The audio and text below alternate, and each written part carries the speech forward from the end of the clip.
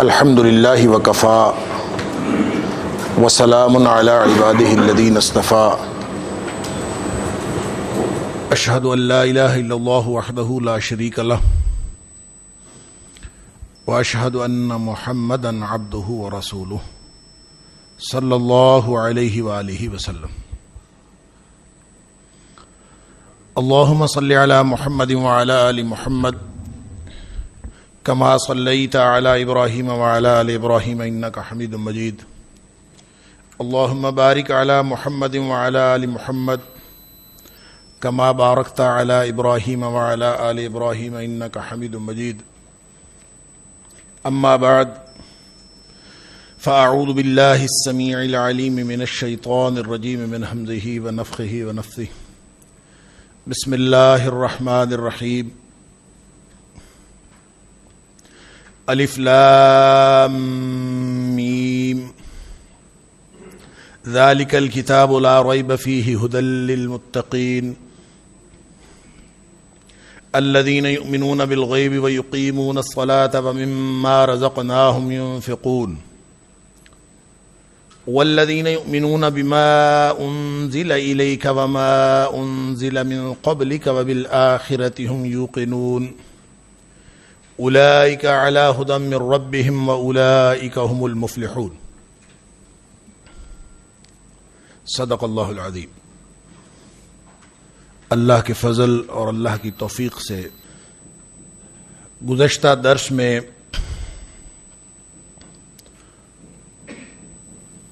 سورہ فاتحہ ہم نے مکمل کی۔ اللہ تعالی ہم سب کی طرف سے اس کو قبول فرمائے۔ جب درس کا اختتام ہو رہا تھا تو ایک حدیث جو میں نے آپ کے سامنے حدیث قدسی رکھی تھی اس کے حوالے سے صرف اتنی بات کرنا مقصود ہے کہ سورہ فاتحہ پڑھتے ہوئے ہمارے ذہنوں کے اندر وہ پورا خلاصہ رہنا چاہیے کہ 5 وقت ہم نمازوں میں سورہ فاتحہ پڑھتے ہیں، اور جس وقت ہم ایک ایک فقرہ ایک ایک آیت پڑھتے ہیں تو اس آیت کے جواب میں ہمارے شعور اور لاشعور کے اندر یہ احساس پوری قوت کے ساتھ موجود ہونا چاہیے کہ یہ ہم یک طرفہ طور پر پڑھ نہیں رہے بلکہ ہم اللہ سے ہم کلامی کا شرف حاصل کر رہے ہیں۔ کہ نبی پاک صلی اللہ علیہ وآلہ وسلم نے فرمایا، جو حدیث میں نے آپ کے سامنے رکھی تھی وہ مکمل نہیں ہو سکی تھی، کہ اللہ تعالیٰ فرماتے ہیں قسمت الصلاۃ بینی و بین عبدی نصفین، میں نے نصف آدھی آدھی تقسیم کر دی ہے نماز۔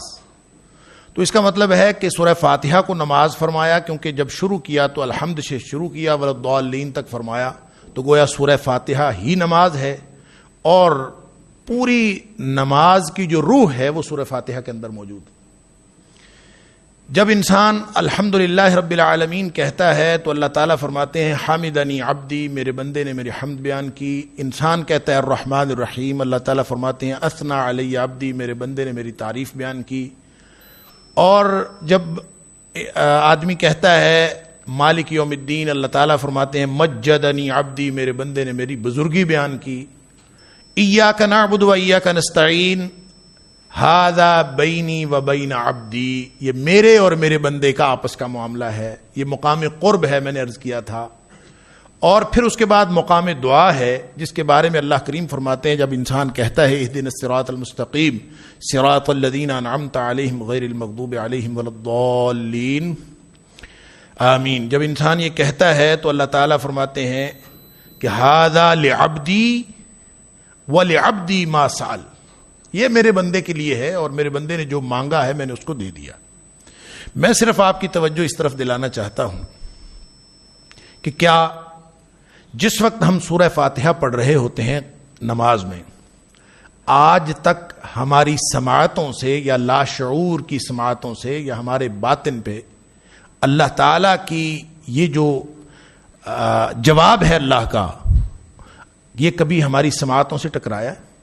کبھی ہمیں یہ بات، یہ آواز سنائی دی ہے کہ ہم نے الحمدللہ رب العالمین کہا ہو تو اس کے جواب میں ہمیں حمدنی عبدی کی آواز سنائی دی ہو؟ الرحمن الرحیم کہا ہو تو اثنا علی عبدی کی آواز سنائی دی ہو، یا احساس ہوا ہو کہ مجھے کوئی جواب دے رہا ہے، میں کسی سے ہم کلام ہو رہا ہوں، اگر یہ ہم کلامی کا شعور ہمیں حاصل نہیں ہو پایا تو اس کا مطلب یہ ہے کہ ہم نماز کے اصل لطف سے، اصل سرور سے ہم ناآشنا ہیں. ہمیں آج تک پتہ ہی نہیں چلا کہ یہ نماز کے اندر حقیقت میں ہمیں کیا ملنا تھا، کیا حاصل ہونا تھا. ایک نماز اگر ایسی پڑھ لی جائے، ایک نماز اصل میں اللہ کے ساتھ رابطے کا نام. نبی کریم صلی اللہ علیہ وسلم نے فرمایا 2 رکعت نماز اگر کوئی شخص ایسی پڑھ لینا، ہم تو زندگی میں پتہ نہیں کتنی رکعت پڑھ چکے ہیں، ہزاروں اور لاکھوں میں ہوں گی.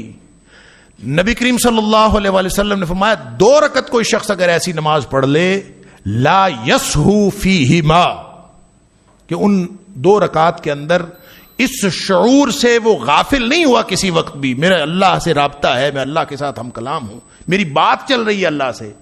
اگر ایسی نماز وہ صرف 2 رکعت پڑھ لے تو نبی پاک صلی اللہ علیہ وسلم نے گارنٹی دی ہے کہ وجبت لہ الجنہ، اس کے اوپر جنت واجب ہو جاتی.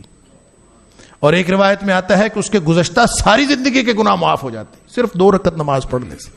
لیکن شرط یہ ہے لا یسہو فیہما، اس شعور سے خالی نماز نہ ہو کہ میری اللہ کے ساتھ کلام ہو رہی ہے، میرے اللہ کے ساتھ گفتگو چل رہی ہے، پھر مجھے قرب حاصل ہو رہا ہے، پھر میں نے دعا کی ہے اللہ سے اور اللہ نے دعا کے بدلے میں یہ کہہ دیا ہے کہ وَلِعَبْدِي مَا سَأَلَ، گویا دعا کی قبولیت کی جو خوشخبری ہے وہ بھی انسان کو اسی وقت سنائی دے جاتی ہے کہ اللہ تعالیٰ نے فرما دیا ہے وَلِعَبْدِي مَا سَأَلَ، جو مانگا تھا اگر اس کا شعور موجود ہے تو عطا کا شعور بھی موجود ہونا چاہیے. اور پھر جو وضاحت دعا جو میں نے پچھلے درس میں عرض کیا تھا، اس کے بارے میں صرف ایک حقیقت ذہنوں میں رہنی چاہیے کہ اللہ تعالیٰ نے وضاحت کرتے ہوئے یہ نہیں فرمایا کہ صراط مستقیم اللہ اور اس کے رسول صلی اللہ علیہ وسلم کا راستہ ہے اور وہ راستہ جو صراط مستقیم نہیں ہے وہ شیطان کا راستہ ہے. کتنی آسان بات تھی کہ اللہ تعالیٰ یہ فرما دیتے کہ وہ شیطان کا راستہ ہے اور وہ اللہ اس کے رسول صلی اللہ علیہ وسلم کا راستہ ہے، تو بات مکمل تھی. پھر بھی ہم سب جانتے ہیں، سب واقف ہیں اس بات. لیکن یہ نہیں فرمایا، یہ بھی نہیں فرمایا کہ وہ نبی کا راستہ ہے، بلکہ فرمایا صراط الذین انعمت علیہم، ان لوگوں کا راستہ ہے جن پر انعام ہوا ہے. ان پہ کون ہے؟ میں نے عرض کیا تھا سورہ نساء کی آیت کے حوالے سے، نبی بھی ہیں ان میں، صدیق بھی ہیں، شہید بھی ہیں، صالحین بھی ہیں.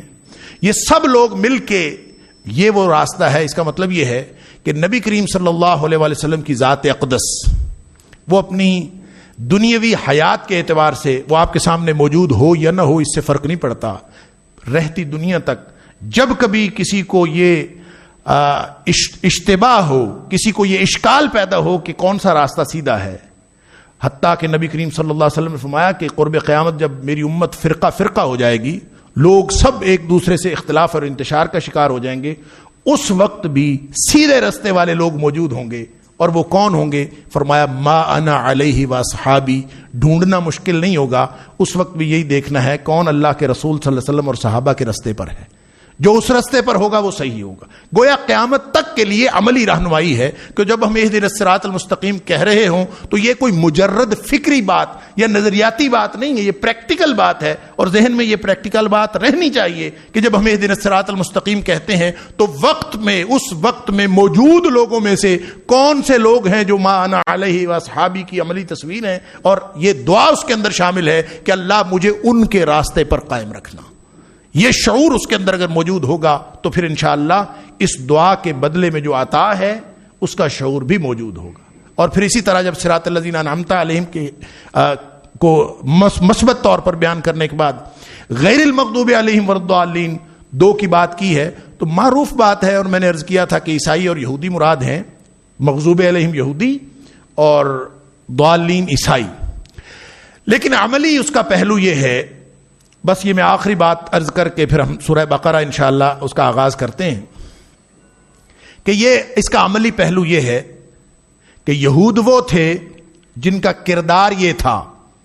اب وہاں پہ بھی لوگوں کی بات ہوئی کہ یہ رستہ سیدھا انعام یافتہ لوگوں کا، اور یہ بھی قیامت تک رہیں گے، اور گمراہ لوگ اور مغضوب علیہم بھی قیامت تک رہیں گے. اور یہ وہ لوگ ہیں جو کردار یہود و نصارہ والا رکھتے ہیں، اور اس کو صراط الذین یعنی اہدنا الصراط المستقیم، صراط مستقیم کے حوالے سے جب ہم سمجھیں گے تو وہ یہ ہوگا کہ یہود کا کردار یہ ہے کہ انہوں نے مخالفت کی انبیاء کی، انہوں نے دشمنی کا ماحول پیدا کیا، ٹکراؤ مول لیا، اور جو حق کا انکار کریں گے قیامت تک اور اہل حق کے سامنے ڈٹیں گے اور ان کے سامنے شدید رویہ اور دشمنی کا رویہ اپنائیں گے، وہ گویا یہود کے کردار پر ہوں گے۔ اور دوسرے لوگ ضالین ہیں، انہوں نے محبت میں غلو کیا ہے، حضرت عیسیٰ علیہ السلام کی محبت میں ان کو نبوت کے مقام سے اٹھا کر الوہیت کے مقام تک لے گئے۔ لہذا ظاہراً کوئی دشمنی کا رویہ اپنائے یا ظاہراً کوئی محبت کا رویہ اپنائے، جو بھی اللہ اور اس کے رسول صلی اللہ علیہ وسلم اور صحابہ کرام والے رستے اور اس رستے ما انا علیہ واصحابی کے رستے سے جو کوئی بھی ہٹے گا، چاہے وہ محبت کے راستے پر چلے چاہے وہ دشمنی کے راستے پر چلے، وہ کبھی راستہ سیدھا راستہ نہیں ہو سکتا۔ یہ قیامت تک کے لیے عملی رہنمائی ہے، اور یہ بات، یہ شعور ہمارا اگر موجود ہوگا تو پھر اس کا مطلب یہ ہے کہ ہم اپنی جو نمازیں ہیں اس سے کما حق مستفید ہو رہے ہیں۔ اگر ایسی نمازیں ہوں گی تو پھر وہ نمازیں ہمیں راہ راست پر رکھے گی۔ پھر جو نماز جو ہے بے حیائی اور برائی سے روکتی ہے، تنہا عن الفحشاء والمنکر، بے حیائی اور برائی سے روک کر سیدھے راستے پر رکھتی ہے، تو وہ ایسی نماز ہے کہ نماز کے بعد آپ کو محسوس ہو کہ میرا اللہ کے ساتھ رابطہ ہے۔ اگر یہ اللہ کے ساتھ رابطہ نہیں ہے تو یہ تو اٹھک بیٹھک ہے، یہ تو ایک ایکسرسائز ہے۔ مجھے کسی تبلیغی جماعت کے دوست نے یہ بات بتائی کہ وہ کبھی کسی دورے پہ تھے، تبلیغی دورے پہ فلپائن میں غالباً، تو کہہ رہے کہ ایک جزیرے سے ہم دوسرے جزیرے پہ جا رہے تھے، تو راستے میں نماز کا وقت ہو گیا اور بحری جہاز یا وہ جو کشتی جو بھی تھی اس کے عرشے پر وہ کہتے ہیں ہم نے نماز پڑھنی شروع کر دی۔ تو جو بھی چند لوگ تھے ہم نے جماعت کروائی، اور ایک جو عملے کا آدمی تھا اس جہاز کا کرو جو تھا اس کا، وہ نان مسلم تھا اور وہ دیکھتا رہا، اس کو نہیں پتا تھا یہ کیا کر رہے ہیں، اور نماز پڑھنے کے بعد وہ غور سے دیکھتا رہا کہ یہ کیا کر رہے ہیں، اور نماز پڑھنے کے بعد وہ کہتا ہے کہ ہمیں اس نے مخاطب کیا اور اس نے کہا کہ gentleman when you are making exercise I was feeling satisfaction of my mind, تم ایکسرسائز کر رہے تھے، مجھے ذہنی سکون حاصل ہو رہا تھا۔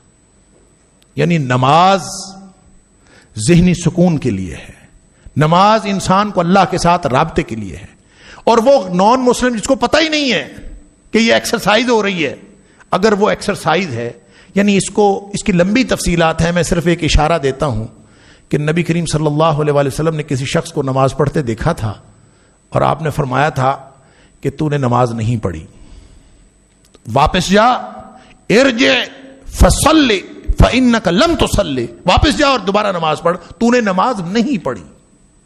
اس نے بیچارے نے دوبارہ پھر جا کے پڑھی، آپ نے پھر اس کو دیکھا، آپ نے فرمایا تو نے نماز نہیں پڑھی، پھر جا کے پڑھ۔ 3 دفعہ نبی کریم صلی اللہ علیہ وسلم نے اس کو واپس بھیجا۔ اب اس سے یہ بھی احساس ہوتا ہے کہ جب اس کو پہلی دفعہ واپس بھیجا تھا تو دوسری دفعہ کتنے یعنی کانشیسلی اس نے نماز پڑھی ہوگی، لیکن پھر بھی اس نے نماز نہیں پڑھی، اور 3 دفعہ یہ ہوا تو پھر اس نے کہا اللہ کے رسول صلی اللہ علیہ وسلم مجھے تو پتہ نہیں ہے، میں تو ایسی ہی پڑھ سکتا ہوں، آپ مجھے سکھا دیجئے میں نے نماز کیسی پڑھ دی ہے۔ تو نبی کریم صلی اللہ علیہ وسلم نے پھر اس کو جو نماز کا طریقہ بتایا، آپ نے فرمایا تھا ایک ایک رکن جو ہے نماز کا اس پر اطمینان حاصل کرنا کہ قیام ہو رہا ہے، اس وقت تک قیام جاری رکھنا ہے حتی تطمئن قائما، کہ تجھے یہ اطمینان ہو جائے کہ جیسا قیام کرنا تھا ویسا ہو گیا ہے۔ پھر اسی طرح رکوع کرنا ہے تو حتی تطمئن راکعا، رکوع کا پورا اطمینان ہو جائے کہ میں نے جو اللہ سے باتیں کرنی تھی، جو رکوع میں جانا تھا، جو اللہ کے ساتھ میری گفتگو ہونی تھی، جو میں نے اللہ کی تعریف بیان کرنی تھی، میں نے جو جھکنا تھا میں نے جھک لیا۔ مطمئن ہو جاؤ تو پھر سر اٹھانا۔ پھر اسی طرح جب سجدہ کرنا ہے تو اس میں بھی مطمئن ہو جاؤ، بیٹھنا ہے تو اطمینان کے ساتھ۔ یوں ساری نماز اگر اطمینان کے ساتھ پڑھی جائے گی تو وہ انشاءاللہ نماز ہے، اور پھر اللہ کے ساتھ ہم کلامی کا شرف بھی حاصل ہوگا، اور پھر یہ وہ والی نماز حاصل ہوگی جس کے نتیجے میں انسان اللہ کے قریب ہوتا چلا جاتا ہے۔ اللہ تعالی ہم سب کو یہ اس طرح سے سورہ فاتحہ کا شعور عطا فرمائے۔ دعا مانگیے ایک، اور اس دعا کا جواب اہدنا الصراط المستقیم، کہ اللہ ہمیں سیدھا رستہ دکھا۔ اور ہدایت کیا ہوتی ہے؟ اللہ نے پورا قرآن اس کے سامنے رکھ دیا ہے، دعا بھی سکھائی، دعا کا طریقہ بھی سکھایا، طریقہ دعا کی تعلیم بھی دی کہ دعا جب بھی مانگنی ہے اس طرح سے مانگنی ہے، لیکن اب دعا کا جواب بھی عطا فرما دیا، اور سورہ بقرہ سے آنورڈ جو پورا قرآن ہے 113 صورتیں، یہ ساری کی ساری یہ اس دعا کا جواب ہے کہ جو تم نے ہدایت مانگی تھی یہ قرآن ہے جو ہدایت ہے. اور اس کو شروع میں بتا دیا کہ ہدی للمتقین، یہ ہے وہ ہدایت جس کو تم مانگ رہے تھے، یہی وہ ہدایت. تو سورہ بقرہ جس کا لفظی معنی البقرہ کا معنی گائے ہے یا بیل بھی بعض اوقات مراد لیا جاتا ہے، اور اس سے اکثر لوگوں کو یہ اشکال ہوتا ہے کہ یہ وہ صورت ہے جس میں گائے کی کہانی ہے یا گائے کا قصہ بیان ہوا ہے. ایسی بات ہرگز نہیں. قرآنی صورتوں کے بارے میں یہ بات ذہن میں رہنی چاہیے کہ قرآن پاک کی صورتیں جو ان کے نام ہیں، یہ نام ہیں، عنوان نہیں ہیں. یہ ان کے عنوانات نہیں ہیں، موضوعات نہیں ہیں، یہ صرف ان کے نام ہیں. اور نام جب کسی چیز کا رکھا جاتا ہے وہ صرف پہچان کے لیے رکھا جاتا ہے. اور البقرہ یہ نام ہے. یہ اختلاف بھی ہم نے متقدمین کے ہاں دیکھا کہ مفسرین نے لکھا ہے اس اختلاف کو بھی کہ اس سورت کو جو اتنی یعنی فضیلت والی سورت ہے کہ وہ اپنی طوالت کے اعتبار سے بھی قرآن پاک کی سب سے لمبی سورت ہے، اور پھر اہمیت اور فضیلت کے اعتبار سے بھی نبی کریم صلی اللہ علیہ وسلم کے اتنے فرامین سورہ بقرہ کے حوالے سے موجود ہیں. مثلا آپ نے فرمایا کہ سورہ بقرہ جس گھر میں پڑھی جائے اس گھر میں شیطان داخل نہیں ہو سکتا، بلکہ ایک روایت میں فرمایا جس گھر میں پڑھی جائے شیطان بھاگ جاتا ہے وہاں سے. حضرت عبداللہ بن مسعود رضی اللہ تعالیٰ عنہ کا قول ہے کہ پوری صورت نہ بھی پڑھی جائے 10 آیتیں اس میں سے ایسی ہیں جو پڑھ لی جائیں تو شیطان کے خلاف وہ کافی ہو جاتی ہیں. ان میں سے 4 شروع کی آیتیں ہیں، ایک آیت الکرسی اور اس کے ساتھ والی 2 اور پھر آخری 3، یعنی یہ 10 آیتیں پڑھ لی جائے تو یہ کافی ہو جاتی. ایک حدیث میں اس کو ذروۃ القرآن کہا گیا، قرآن کی چوٹی، کلائمیکس آف دا قرآن. اور ایک روایت میں اس کو سنام القرآن بھی کہا گیا. سنام بھی کلائمیکس کو کہتے ہیں. کوہان جو اونٹ کی ہے اس کو سنام کہتے ہیں. تو یوں قرآن پاک اپنے کلائمیکس پہ ہے اس صورت میں. اور یہ کیسی عجیب بات ہے، کلائمیکس پہ جو سب سے لمبی صورت، سب سے لمبا چیپٹر، اور اس کا نام ہے البقرہ. تو انسان کے ذہن میں یہ اشتباہ ہو کہ اس میں گائے کی کہانی ہے، یہ گائے کا واقعہ بیان ہوا ہے. یہ اس وقت ہوتا ہے جب ہم اس کو عنوان سمجھتے ہیں یا موضوع سمجھتے ہیں. یہ نام ہے، یہ موضوع نہیں. اس کا فرق یوں سمجھ لیجئے کہ اگر ہم نے کسی کا نام اشرف رکھا ہے تو وہ اس کا نام رکھا ہے، اس کا مطلب یہ ہرگز نہیں ہے کہ یہ سارے انسانوں میں سے زیادہ شرف والا ہے. اشرف کا معنی ہوتا ہے سب سے زیادہ شرف والا. کسی کا نام اکرم ہے تو اس کا مطلب یہ نہیں ہے کہ وہ سب سے زیادہ عزت والا ہے. ان اکرمکم عند اللہ اتقاکم. اکرم نام سے متقی نہیں ہوگا.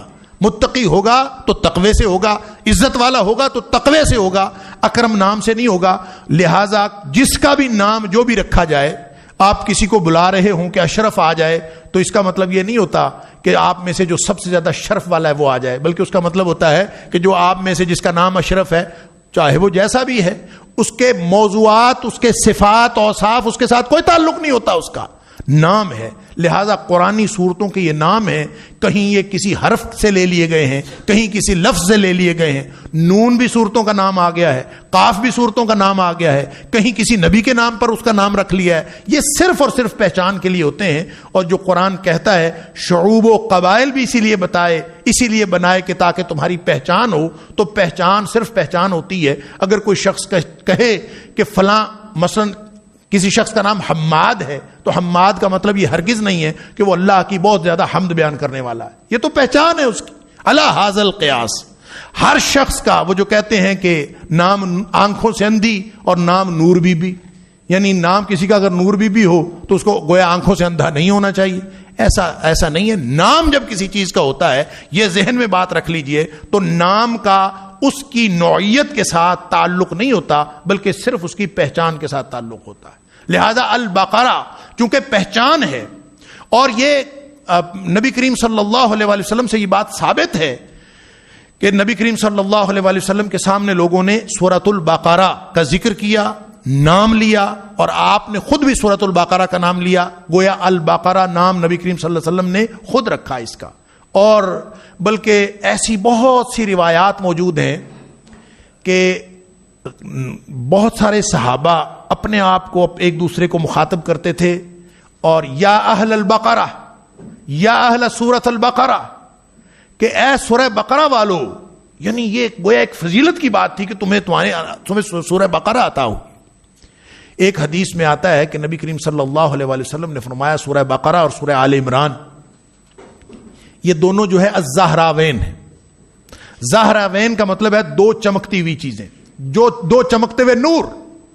اور نبی پاک صلی اللہ علیہ وسلم نے قیامت کے دن جو بھی ان دونوں صورتوں کو پڑھے گا، نساء اور سورہ آل عمران اور سورہ بقرہ کو، جو ان کو پڑھتا رہے گا قیامت کے یہ دن یہ دونوں، ایک روایت میں آتا ہے دو بدلیوں کی صورت میں آئیں گی، بادل کی دو ٹکڑیوں کی صورت میں، اور ایک روایت میں آتا ہے دو پرندوں کے جھنڈ کی صورت میں آئیں گی، ایک روایت میں آتا ہے دو نور کی ٹکڑیوں کی صورت میں آئیں گی، اور آ کے اس شخص کی سفارش کریں گی جو ان کو پڑھتا رہا ہے، اور ظاہر ہے جب یہ سفارش کریں گے تو وہ قبول ہوگی اور اللہ تعالیٰ قرآن کی سفارش قبول کرے گا۔ یہ دیگر روایات کے اندر آتا ہے۔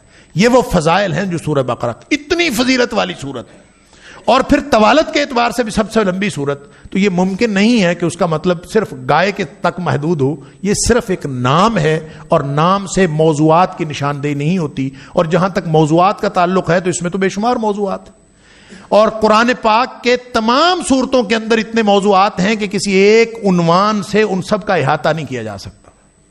بلا شبہ اگر اللہ اس کا نام ایسا رکھنا چاہتا، کیونکہ اللہ کا کلام ہے، اور اللہ ایسا نام رکھنا چاہتا کہ جس سے دیگر موضوعات اور جملہ موضوعات جو ہیں وہ ان کا احاطہ ہو جاتا، تو یہ اللہ کے لیے ممکن تو تھا، لیکن اللہ تعالیٰ نے اس قرآن کو عربی مبین میں نازل کیا ہے، اور عربی ظاہر ہے کہ انسانوں کی زبان ہے، اور جب انسانوں کی زبان ہے عربی تو اس کی تحدید اور اس کا محدود ہونا یہ سب کو معلوم ہے، لہذا کوئی عربی کے اندر ایسا عنوان ہمیں معلوم نہیں ہوتا کہ جو جملہ مضامین کا احاطہ کر لے۔ اس لیے قرآن پاک کی صورتوں کے عنوانات کے حوالے سے یہ اشکال نہیں ہونا چاہیے کہ یہ عنوانات ہیں، یہ سارے کے سارے اسماء ہیں، یہ نام ہیں، ان کا موضوع کے ساتھ کوئی تعلق نہیں ہے۔ اس یہی وجہ ہے کہ وجوہات تسمیہ یا اسباب تسمیہ نام رکھنے کی جو وجوہات ہیں وہ بھی مختلف صورتوں کے مختلف ہیں، اور کبھی کسی وجہ سے نام رکھ لیا، کبھی کسی وجہ سے نام رکھ دیا۔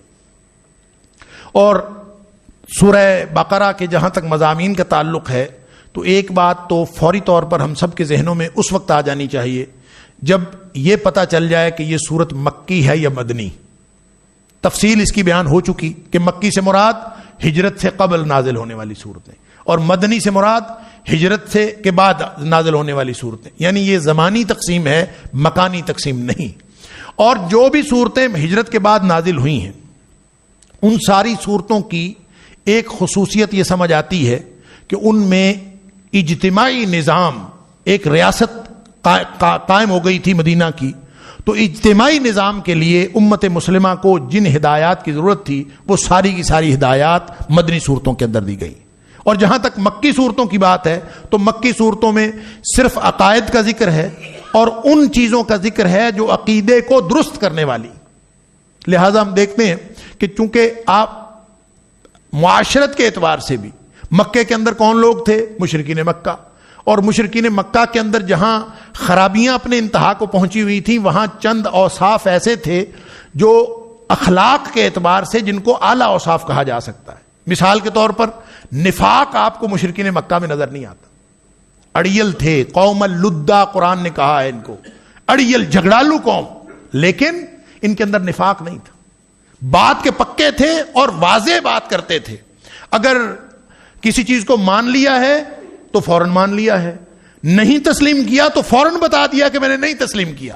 لہذا ان کے اندر وہ نفاق نہ ہونے کی وجہ سے آپ یہ دیکھتے ہیں کہ مکی صورتوں کے اندر کہیں منافقین کا ذکر نہیں۔ مدینے کے اندر آ کے جو اوس اور خزرج ہیں اگرچہ وہ بھی بت پرست قبائل تھے اور شرکیہ رسومات میں، اور ساتھ یہود و نصارہ، یہود خاص طور پر جو مدینہ کے ارد گرد 3 قبائل آباد تھے ان کا وہاں پہ غلبہ تھا، سیاسی طور پر بھی، معاشی طور پر بھی، اور مذہبی اعتبار سے بھی غالب تھے، علمی اعتبار سے بھی غالب تھے۔ ان کو اوس اور خزرج کے اوپر بھی غلبہ حاصل تھا۔ اوس اور خزرج کی باہمی لڑائیاں جو تھیں ان میں بھی سارا فائدہ یہود اٹھاتے تھے۔ الا ھذا القیاس، یہ بالکل ماحول یکسر تبدیل ہو گیا، اور ان اوس اور خزرج میں بت پرستی ہونے کے باوجود ان کے اندر ہی ایسے لوگ موجود تھے جو اسلام کو دل سے قبول نہیں کرتے تھے، بلکہ ان کے اندر نفاق موجود تھا، واضح لوگ نہیں تھے۔ زبان سے کچھ اور کہتے تھے، جن کے قول اور فعل میں تضاد تھا، ان کو قرآن نے منافقین کہا ہے۔ یہاں اگرچہ سورہ بقرہ میں ان کا نام منافقین ذکر نہیں ہوا، وہ سورہ نساء کے اندر جا کے ہوا ہے، لیکن مراد ان سے وہی لوگ ہیں جو واضح لوگ نہیں ہیں، نہ ادھر ہیں نہ ادھر ہیں، جنہوں نے مان لیا وہ مومن، جنہوں نے نہیں مانا وہ کافر۔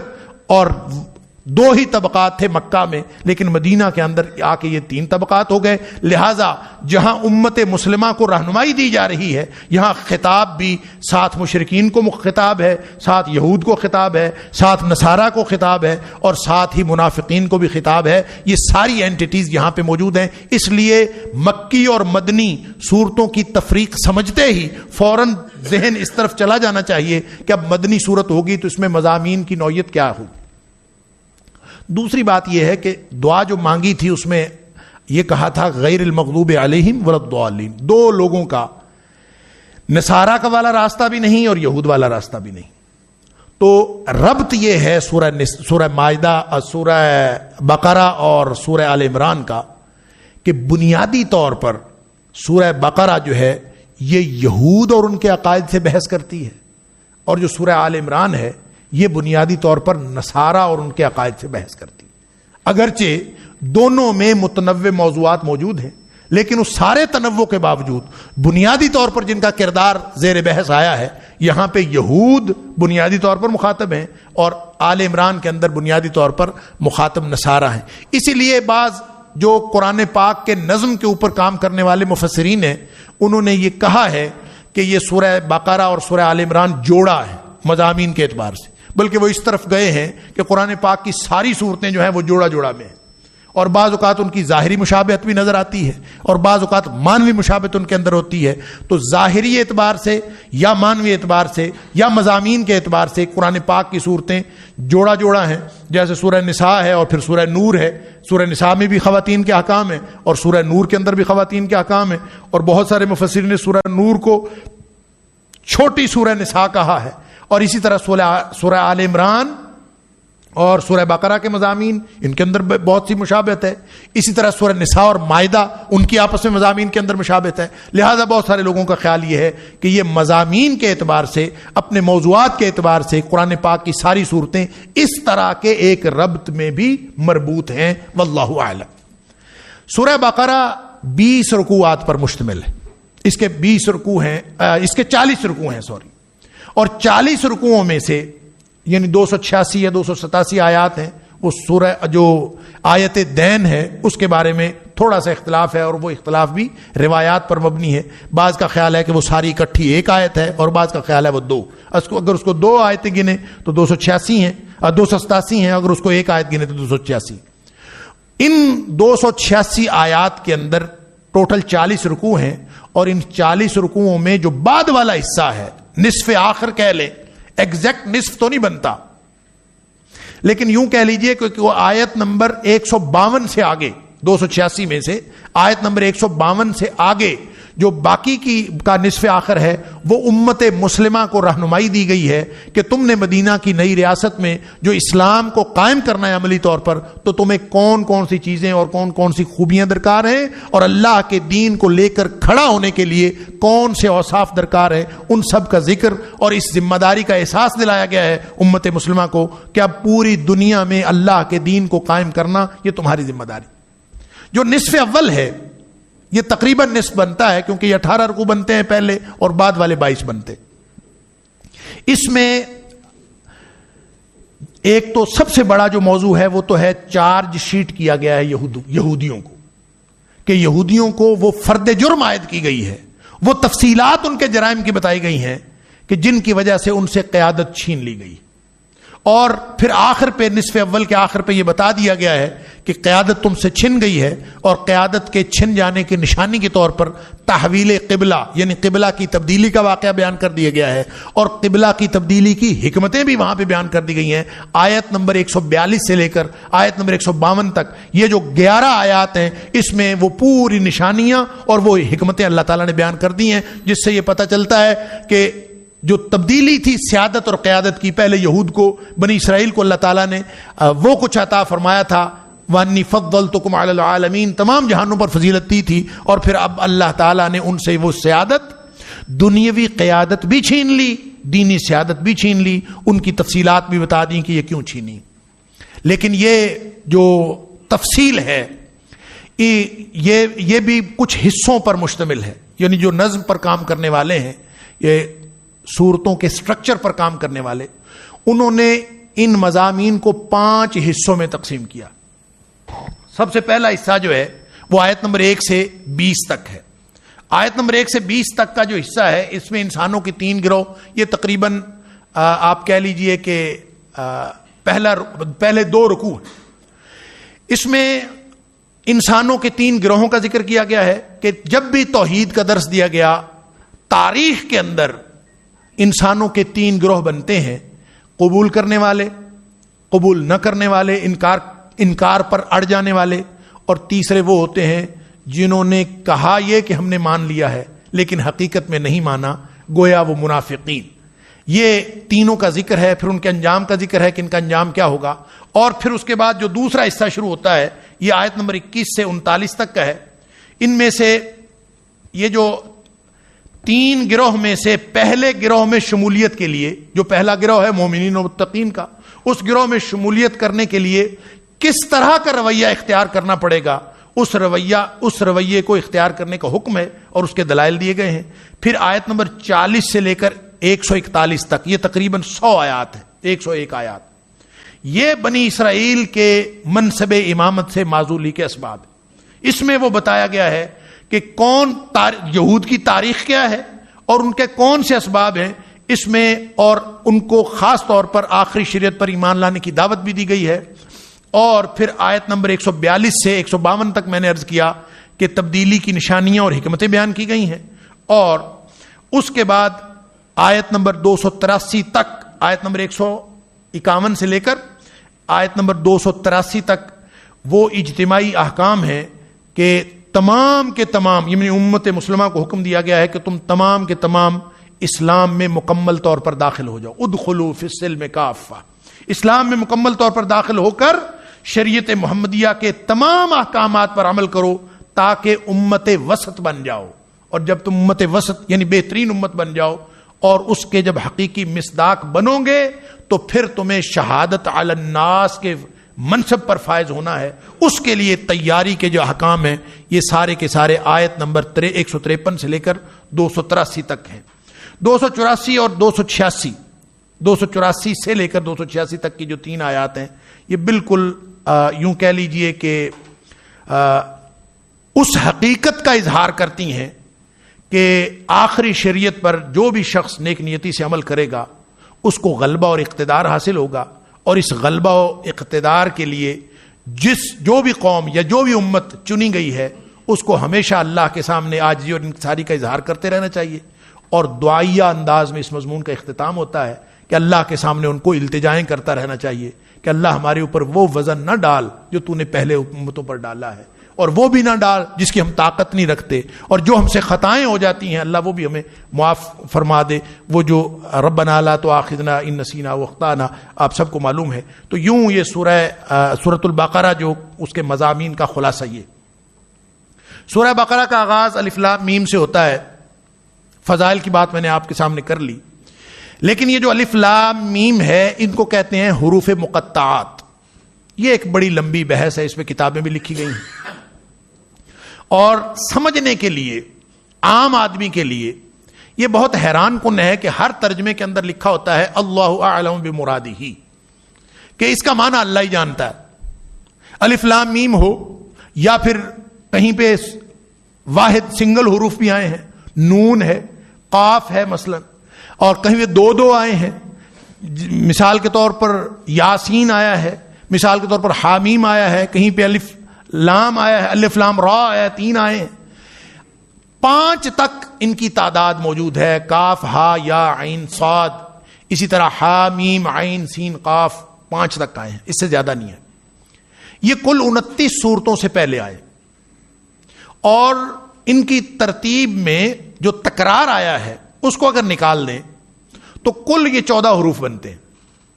جو مختلف صورتوں کے سامنے آئے ہیں، کہیں الف لام میم کی صورت میں، کہیں قاف، کہیں نون، میں نے عرض کیا حامیم، بہت ساری صورتوں کے سامنے حامیم ہے. الف لام میم سورہ بقرہ کی ابتدا میں بھی ہے، الف لام میم سورہ آل عمران کی ابتدا میں بھی ہے، اور جو سورہ سجدہ ہے اس کے شروع میں بھی الف لام میم آیا ہے. علی ھذا القیاس یہ مختلف حروف جو ہیں یہ استعمال ہوئے ہیں. یہ کیوں استعمال ہوئے؟ اگر اللہ ہی ان کے معنی جانتا ہے، جیسے کہ ترجموں کے اندر لکھا ہے، تو پھر ہمیں یہ کیوں، یہ قرآن تو آیا ہے ہماری ہدایت کے لیے اور انسانوں کی ہدایت کے لیے، اور اگر اللہ نے ہی جاننا تھا اور اللہ ان چیزوں کو جانتا ہے اور انسان اس کو جان ہی نہیں سکتے، تو قرآن تو ہدایت کے لیے آیا ہے، انسانوں کی ہدایت کے لیے، ھدی للمتقین اور ھدی للناس، یہ تمام لوگوں کے لیے ہدایت ہے. تو سوال یہ پیدا ہوتا ہے کہ پھر یہ کیوں آئے؟ اس پر مختلف جو مفسرین ہیں انہوں نے مختلف اقوال بیان کیے ہیں.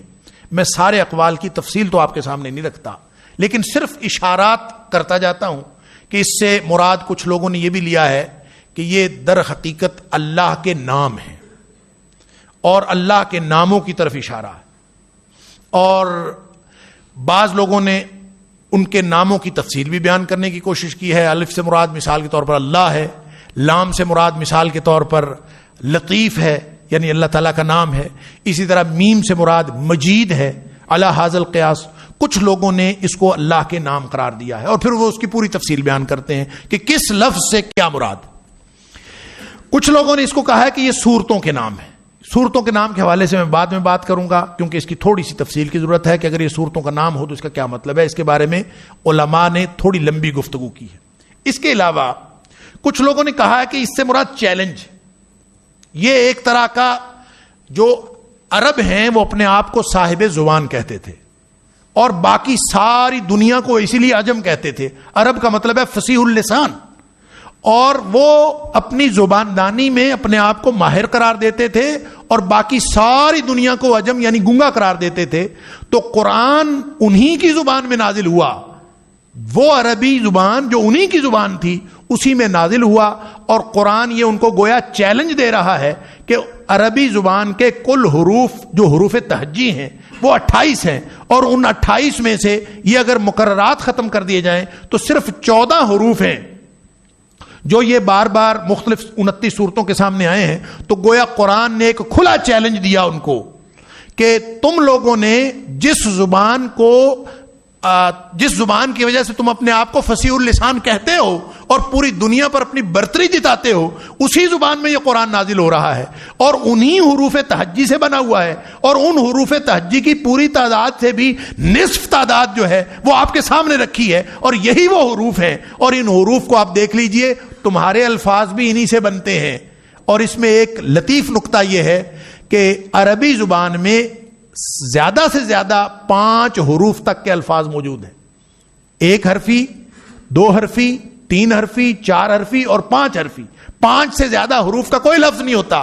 اور شاید یہی وجہ ہے کہ قرآن پاک میں یہ جو سورتوں کے شروع میں بیان ہوئے ہیں حروف مقطعات، ان میں بھی 1 حرفی، 2 حرفی، 3 حرفی، 4 حرفی اور زیادہ سے زیادہ 5 حرفی تک ہیں. 5 سے زیادہ نہیں ہے. گویا کہ یہ چیلنج دیا گیا ان کو کہ انہی حروف سے قرآن بنا ہے. تمہارے اندر طاقت ہے، اگر تم اپنے دعوے میں سچے ہو تو اس قرآن کا مقابلہ کر کے دکھاؤ.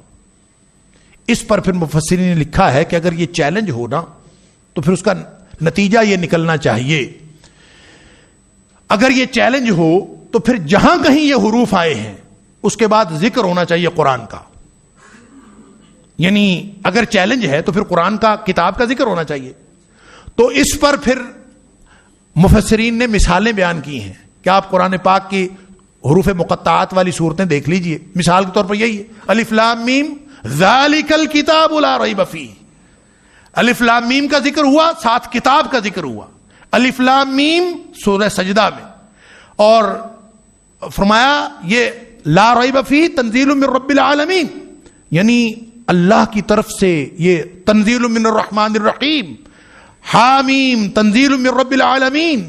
آپ جہاں جائیں گے آپ کو بیشتر صورتوں میں جہاں کہیں حروف مقطعات کا ذکر ہے، ساتھ قرآن پاک کی عظمت کا، قرآن اس کتاب کی عظمت کا ذکر ہے کہ اللہ نے یہ کتاب نازل کی ہے، گویا ان کی حیثیت ایک چیلنج کی ہے. یہ بھی ایک نقطہ نظر ہے. ہو سکتا ہے یہ درست ہو اور ہو سکتا ہے کہ یہ درست نہ ہو. اچھا، بعض نے اس کو کہا ہے کہ یہ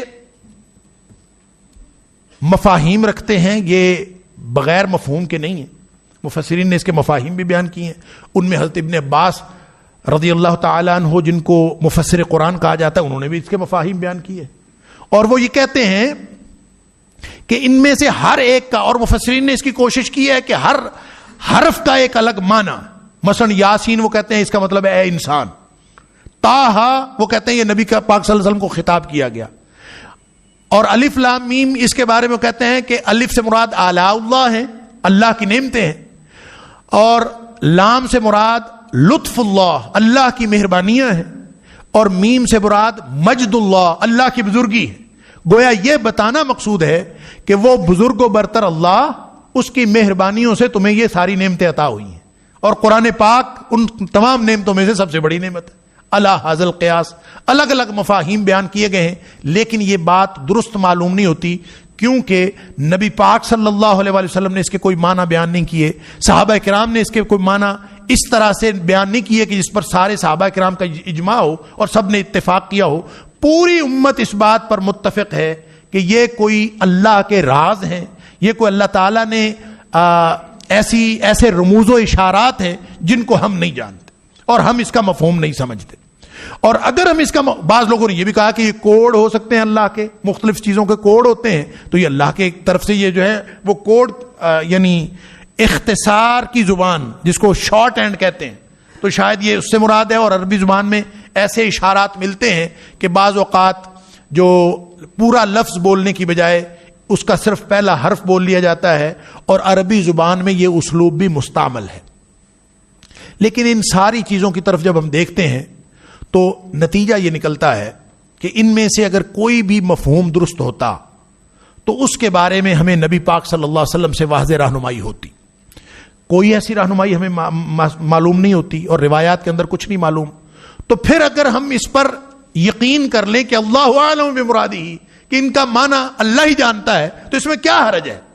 حرج اس میں یہ ہے، اعتراض اس میں یہ ہے کہ اگر اللہ ہی اس کا معنی جانتا ہے تو پھر ہماری ہدایت کا سامان اس میں کیسے ہے؟ یہ کتاب ہدایت تو ہمارے لیے ہے، تو ہمیں اس کے معنی کیوں نہیں معلوم؟ ہمیں ان کے معنی معلوم ہونے چاہیے. تو اس سلسلے میں ایک بات ذہن میں یہ رکھیے کہ اس میں ہدایت کیسے ہے. ہدایت تو ہے یقیناً، ہدایت کے لیے معنی کا معلوم ہونا ضروری نہیں ہے. یہ اصولی غلط ہے کہ ہدایت کے لیے معنی معلوم ہونا ضروری ہے. ہدایت کے لیے معنی کی وضاحت بھی ضروری نہیں ہے. بعض اوقات مربی جو ہے وہ اپنے اشارہ ابرو سے ایسی بات کہہ دیتا ہے، بعض اوقات وہ اپنے ہاتھ کے اشاروں سے ایسی بات کہہ دیتا ہے، بعض اوقات وہ بٹوین دا لائنز ایسی بات کہہ دیتا ہے، اور بعض اوقات وہ کچھ بھی نہیں کہتا. مربی خاموش رہتا ہے اور اس کی خاموشی سے بھی لوگوں کے لیے تربیت اور ہدایت کا سامان ہوتا ہے. تو یہ تو ممکن ہی نہیں ہے کہ اللہ کا کلام ہو اور اس میں ہدایت کا سامان نہ ہو.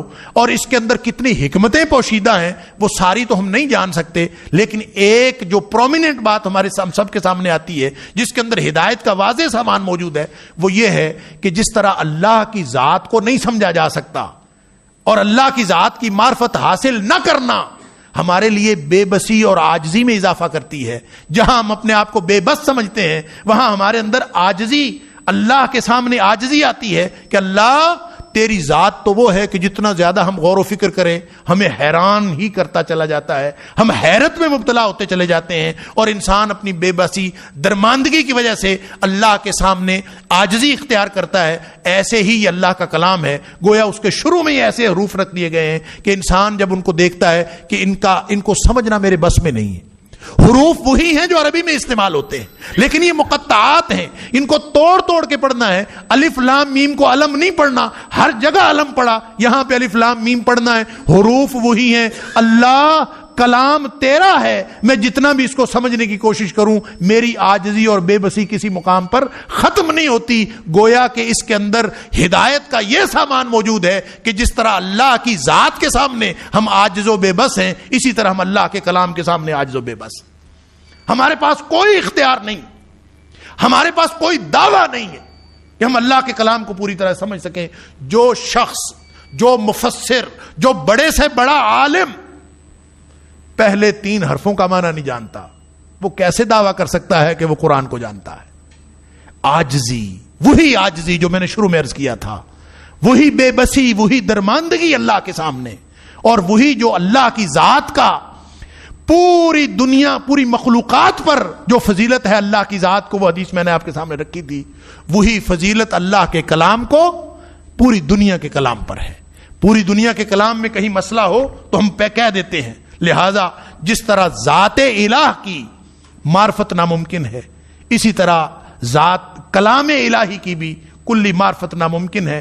یہ ہے اس میں ہدایت کا سامان کہ ہم کس طرح. اور پھر خاص بات جو ہمیں ذہن میں رکھنی چاہیے وہ یہ کہ اتنا اختلاف ہے کہ یہ ان کا کیا معنی ہو سکتا ہے. تو وہ عرب کے مشرکین اور خاص طور پر وہ یہود جن کو علم کا بڑا دعویٰ تھا، ان کا کوئی اعتراض تو ہونا چاہیے نا، اس پر کوئی اعتراض وارد ہونا چاہیے. روایات میں ایک بھی اعتراض ایسا نہیں ملتا کہ جو حروف مقطعات پر اعتراض ہوا ہو کہ یہ کیسی کتاب ہے کہ اس کے اندر تو ایسے حروف ہیں جس کا معنی ہی کوئی نہیں جانتا. چونکہ یہ اعتراض کوئی نہیں وارد ہوا، اور ایک بھی روایت ایسی نہیں ہے کہ یہود نے یا کسی نے ان پر اعتراض کیا. اس سے مفسرین نے یہ نتیجہ نکالا ہے کہ اس کا مطلب یہ ہے کہ اہل عرب کے ہاں یہ مروجہ اسلوب تھا کہ وہ کلام کے شروع میں ایسے حروف لاتے تھے، اور وہ اپنی دھاک بٹھانے کے لیے دوسروں کے اوپر کہ میری بات انہی حروف سے بنی ہے، اور تاکہ لوگوں کے اوپر ایک رعب اور عظمت طاری ہو جائے، تو یہ وہاں پہ ان کا مروجہ اسلوب تھا. قرآن نے اسی اسلوب کو ملحوظ رکھا ہے، اور اس اسلوب سے سارے عرب بھی آشنا تھے اور یہود بھی آشنا تھے. اگر وہ آشنا نہ ہوتے تو وہ اس پر اعتراض ضرور کرتے، اور اعتراض نہ وارد ہونے کی وجہ یہی ہے. لیکن آہستہ آہستہ وہ اسلوب متروک ہوتا چلا گیا، اور آج ہمیں زبانوں کے اندر وہ اسلوب تو نظر نہیں آتا، لیکن یہ الفاظ چونکہ قرآن پاک کے اندر یہ حروف آ گئے، لہٰذا یہ حروف تو قیامت تک کے لیے موجود ہے، ہدایت کا سامان اس میں موجود. رہی وہ آخری بات جو میں نے شروع میں عرض کی تھی کہ سورتوں کے نام ہیں، اس کے بارے میں بہت سارے جدید مفسرین بھی بہت تحقیق کی نگاہ سے ابھی تک دیکھ رہے ہیں. ان کا خیال یہ ہے کہ یہ سورتوں کے نام ہو سکتے ہیں، کیونکہ بعض سورتوں کے تو نام ہیں، جیسے طٰہٰ ہے، جیسے یاسین ہے، تو سورتوں کے نام حروف مقطعات پر. سورہ نون والقلم، سورہ قاف، تو وہ سورتوں کے نام اسی سے بنے ہیں. اس پر انہوں نے تحقیق کرتے ہوئے یہ کہا ہے، جس میں خاص طور پر بر صغیر کے اندر حمید الدین فراہی مکتوب فکر جو کہتے ہیں، اور اس کی تتبع میں پھر مولانا امین حسن اصلاحی نے بھی بہت ساری چیزیں لکھی ہیں تدبر قرآن کے اندر، تو آپ اس کا مطالعہ وہاں سے کر سکتے ہیں. جس کا خلاصہ یہ ہے کہ ان کا خیال یہ ہے کہ یہ اسلوب تو متروک ہوا ہے آہستہ آہستہ، لیکن یہ اسلوب اصل میں کوئی چیلنج کا نہیں تھا.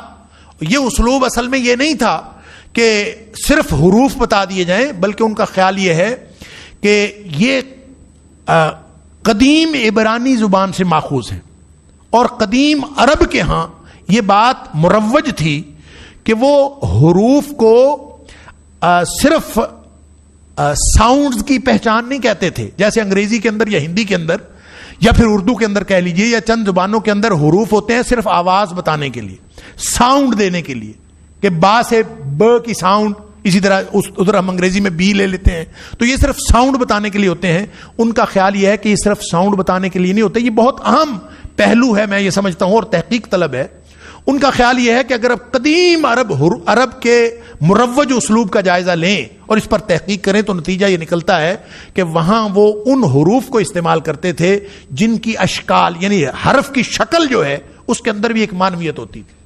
حرف کی شکل سے بہت سارا مضمون سمجھا جا سکتا تھا، معانی سمجھے جا سکتے تھے. جیسا کہ اب بھی کہتے ہیں کہ چائنیز زبان کے اندر یہ بات رائج ہے کہ چینی زبان کے جو حروف ہیں ان کے اندر صرف آواز موجود نہیں ہوتی، بلکہ ان کے اندر معنویت اور بعض اوقات اشیاء کی حیت بھی اس سے مراد ہوتی ہے، شکل مراد ہوتی ہے. لہذا الف جو لکھا جاتا ہے، ان کا خیال یہ ہے کہ یہ الف جو لکھا جاتا ہے یہ گائے اس سے مراد ہے، اور الف جو ہے گائے کے سر کے مشابہ یوں ٹیڑھا کر کے جو لکھا جاتا ہے، حقیقت میں یہ پرانے زمانے میں گائے کو واضح کرنے کے لیے یہ گائے کا سر کا شکل بنائی جاتی تھی، اور جہاں کہیں یہ لکھا جاتا تھا اس سے مراد گائے ہوتی تھی. واللہ عالم، ہو سکتا ہے یہ بات. اسی طرح وہ کہتے ہیں نون جہاں کہیں لکھا جاتا تھا اس سے مراد مچھلی ہوتی تھی، قرآن میں موجود ہے، اور سورہ نون جو ہے نون والقلم جس اس میں صاحب الحوت مچھلی والے کا ذکر ہے، ہو سکتا ہے یہ بات درست ہو. لہٰذا وہ کہتے ہیں کہ یہ ساری چیزیں اپنے پیچھے، اور بے جو شامل کی جاتی تھی بے بیت کے لیے تھی، اور جہاں کہیں، اور بیت کا مطلب گھر، اور جہاں کہیں بے لکھی جاتی تھی اس سے مراد گھر ہوتا تھا. واللہ عالم، ہو سکتا ہے یہ بات درست ہو. اسی طرح جیم ان کے مقابل ان کا خیال یہ ہے کہ عبرانی زبان میں جیم سے مراد جیمل، یعنی عبرانی تلفظ میں جیمل ہوتا تھا جو جمل کے مترادف ہے، اور جمل کا مطلب ہے اونٹ، یہاں کہیں جیم لکھا جاتا ہے اس کا مطلب اونٹ. اسی طرح توئے جس کو ہم اردو میں کہتے ہیں، وہ کہتے ہیں اس سے مراد سانپ ہوتا تھا، شکل بھی تھوڑی سی کنڈی بنا کے اس کو سانپ کی طرح بنایا ہوتا ہے، تو توئے کا مطلب ہوتا تھا سانپ، لہٰذا جہاں کہیں توئے لکھا ہوتا ہے وہاں کہیں سانپ کا ذکر. یہ بات کسی حد تک درست بھی محسوس ہوتی ہے کہ اگر اس کا اطلاق کریں سورہ طٰہٰ پر، یہاں پہ طٰ یا طاسین پر یا طاسین میم پر جن صورتوں کے شروع میں یہ آئے ہیں، تو ان صورتوں میں حضرت موسیٰ علیہ السلام کے عصا کے سانپ بن جانے کا ذکر بہرحال موجود ہے، لہذا ہو سکتا ہے یہ بات درست ہو. تو یہ ایک تحقیق طلب موضوع ہے، یہ نہیں اس کا مطلب کہ یہ واقعتاً یہ بات درست ہے. یہ ساری کی ساری اسپیکولیشنز ہیں. میں نے آپ کے سامنے یہ باتیں اس لیے رکھی ہیں کہ حروف مقطعات کے حوالے سے لوگوں نے اس قدر تحقیق کی ہے کہ ان سے کیا کیا مراد ہو سکتے ہیں، لیکن نتیجہ وہی ہے. کیا؟ اللہ اعلم بمرادہ، ان کے معنی اللہ ہی جانتا ہے. ہدایت کا سامان یہ ہے کہ یہ اللہ نے قرآن میں نازل کیے ہیں، اس کی حکمت وہ جانتا ہے. اور سورہ آل عمران میں جو اللہ تعالیٰ نے وضاحت فرما دی کہ ایسی آیات ہیں جو محکم ہیں، ہن ام الکتاب، محکم آیات جو ہیں وہ کتاب کی اصل ہے، جن کی باتیں ہر شخص کی سمجھ میں آ جاتی. وَأُخَرُ مُتَشَابِهَاتٌ، کچھ آیات ایسی ہیں جو متشابہ ہیں، سمجھ میں نہیں آتی، لوگ سمجھنے کی کوشش کرتے ہیں، سمجھ میں نہیں آتی. فرمایا وہ اس کے پیچھے دوڑتے ہیں اور سمجھنے کی کوشش کرتے ہیں.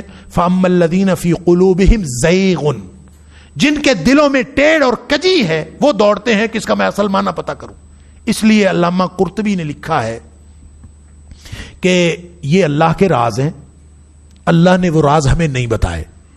جب نہیں بتائے تو اس کا صاف مطلب ہے کہ اس کے معنی کی دریافت کرنے کے لیے اور تحقیق کرنے کے لیے کوشش کرنا اور اس کو مزید کھنگالنا یہ منع ہے. ہمیں اس کے بارے میں نہیں سوچنا چاہیے، ہمیں اس کا راز معلوم کرنے کی کوشش بھی نہیں کرنی چاہیے. ہمیں بس یہ ایمان رکھنا چاہیے کہ یہ اللہ نے نازل کیے ہیں. اور نبی کریم صلی اللہ علیہ وآلہ وسلم نے فرمایا جس طرح تم باقی قرآن پڑھتے ہو اس طرح جب اس کو پڑھتے ہو تو اس سے بھی وہ سارا ثواب ملتا ہے جو قرآن پڑھنے سے ملتا ہے. فرمایا الف لام میم، میں ایک حرف نہیں کہتا، یہ 3 حروف ہیں، اور جو شخص یہ پڑھے گا اس کو 30 نیکیاں ملیں.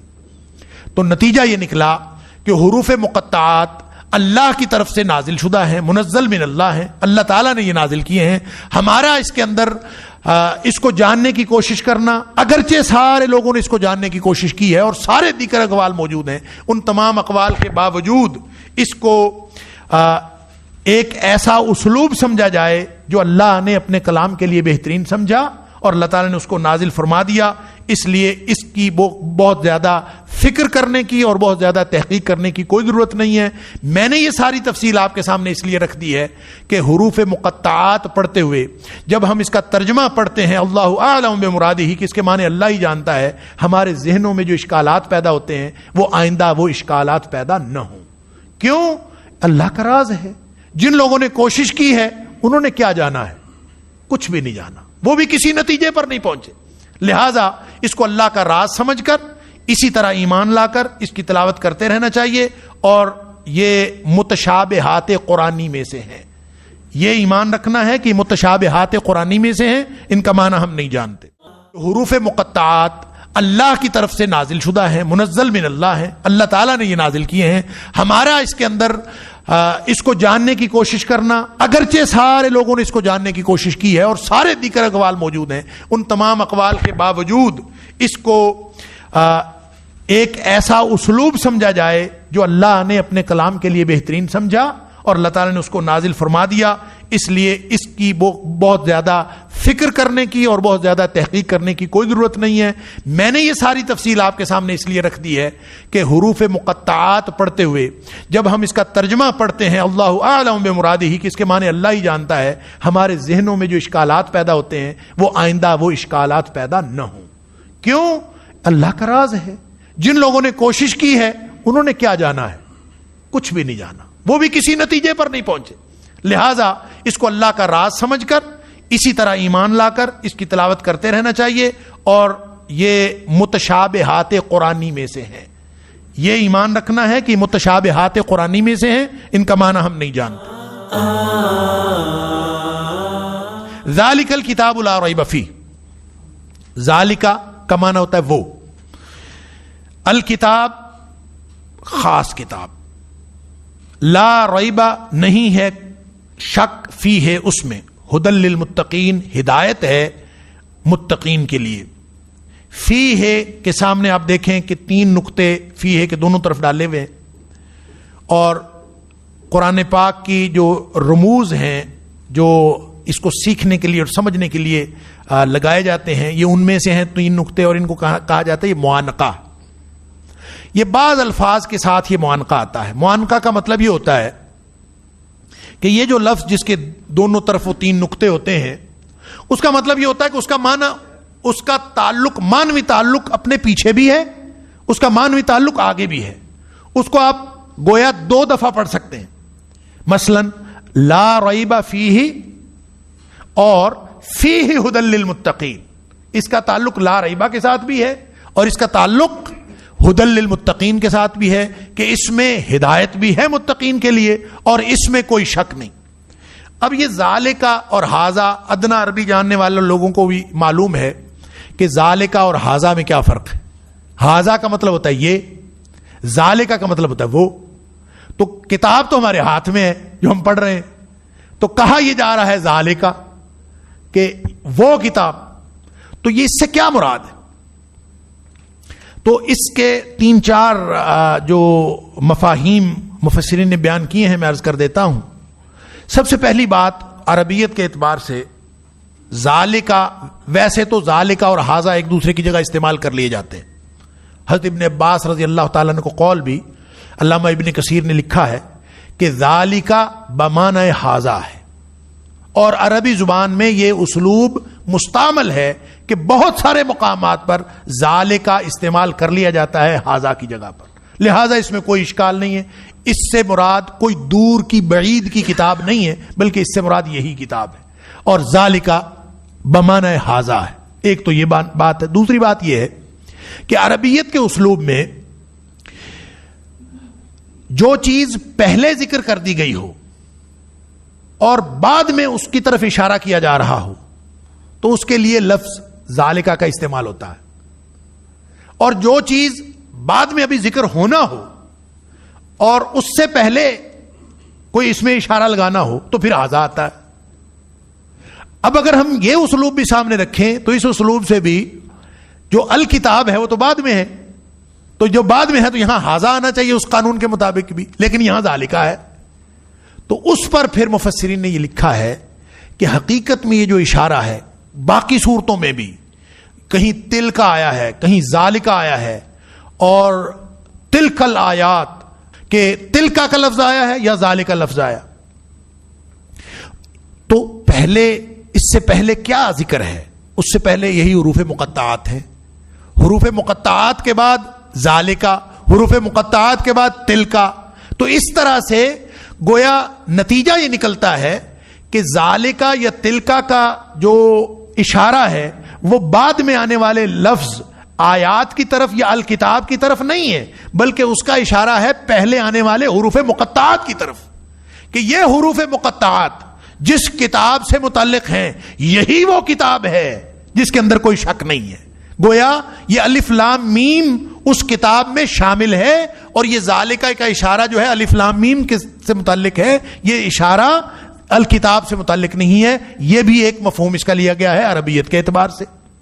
اسی طرح ایک اسلوب عربوں کا یہ بھی ہے کہ کسی چیز کی عظمت کی طرف اشارہ کرنا ہو تو اس کے لیے لفظ حاذا نہیں استعمال کرتے. جیسے کسی شخص کی عظمت کی طرف اشارہ کرنا ہو تو اس کو واحد کی بجائے جمع استعمال کر دیتے.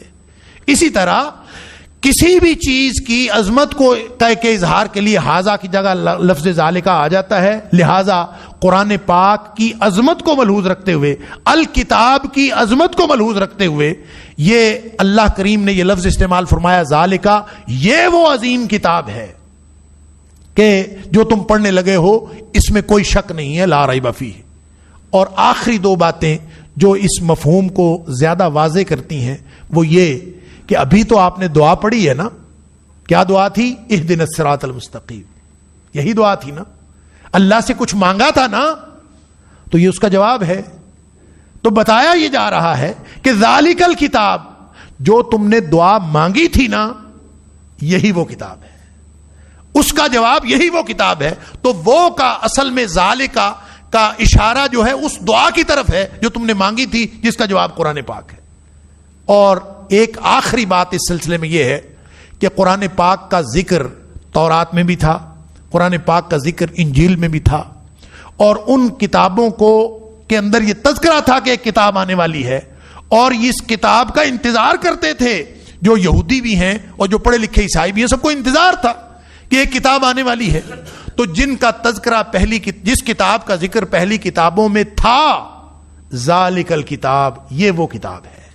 لہذا جو معروف تھی ان کے ہاں، اس کا تعلق دعا کے ساتھ جوڑے تو بھی معروف بات ہے، اور اگر اس کا تعلق تورات اور انجیل کی اس خوشخبری کے ساتھ جوڑیں تو بھی معروف بات ہے. لہذا بہت قرین قیاس بات اور عام سمجھ میں آنے والی بات کہ پھر اس کو حاذل کتاب تو نہیں کہنا نا، پھر اس کو ذالکل کتاب ہی کہنا ہے کہ یہی تو وہ کتاب ہے جس کا وعدہ کیا گیا تھا، یہی تو وہ کتاب ہے کہ جو تم نے ہدایت مانگی تھی تو اللہ تعالیٰ نے ہدایت کے طور پر وہ کتاب نازل فرما دی ہے. اس لیے یہ ذالکا کا لفظ آیا ہے. ترجمہ کرتے وقت ہم نے یہ نہیں کہنا کہ یہ کتاب ہے جس میں کوئی شک نہیں، یا اس کتاب میں کوئی شک نہیں.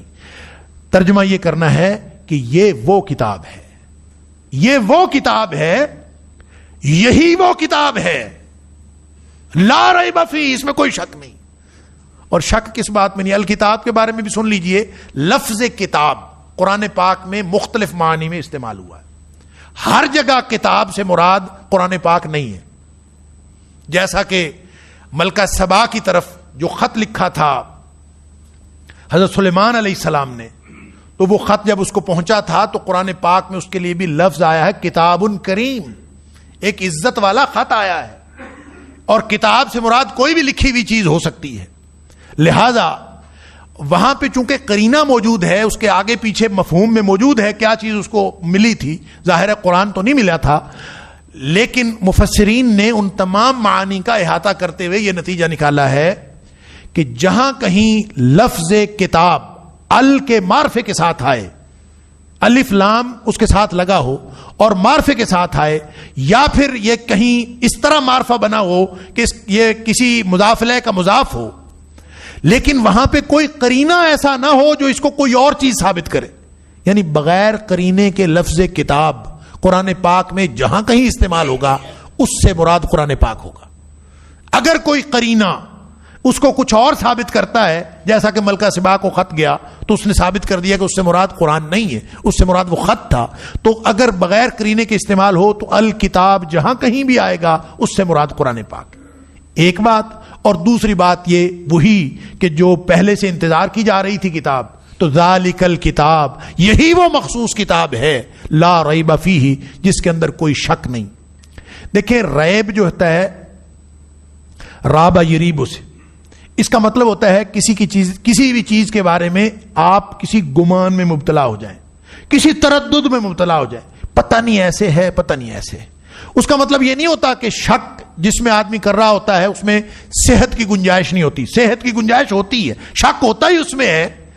شک ہوتا ہی اس چیز میں ہے جس کو آدمی کلی طور پر غلط نہیں سمجھ رہا ہوتا. اگر آدمی کلی طور پر غلط سمجھ رہا ہو تو شک کیسا؟ شک تو ہوتا ہی اس میں ہے جس کو آدمی کبھی صحیح سمجھ رہا ہو، کبھی غلط سمجھ رہا ہو، من وجہن صحیح سمجھ رہا ہو، من وجہن غلط سمجھ رہا ہو، یا پھر کچھ صحیح سمجھ رہا ہو کچھ غلط سمجھ رہا ہو.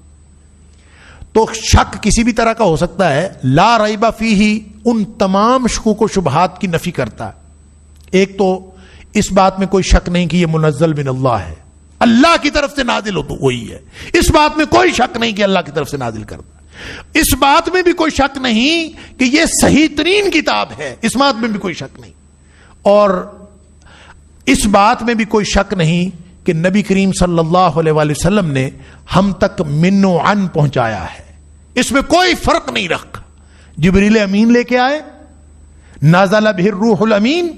پہلے تو جبریل امین کو دیا, وہ بھی امانت دار فرشتہ تھا, وہ ویسے کا ویسے لے کے آیا ہے. اور پھر انہوں نے نازل کیا کہاں؟ علی قلبک, نبی کریم صلی اللہ علیہ وسلم کے قلب اطہر پر نازل کیا. اور پھر اس سے یہ آگے وارد ہوا, نازل بہ الروح الامین علی قلبک انہ تنزیل من رب العالمین. یہ رب کی طرف سے نازل ہوا ہے. علی قلبک لتکون من المنذرین, یہ آپ کے قلب اطہر پر نازل ہوا ہے تاکہ آپ لوگوں کو اس کے ذریعے سے وارن کریں, ڈرانے والے بن جائیں.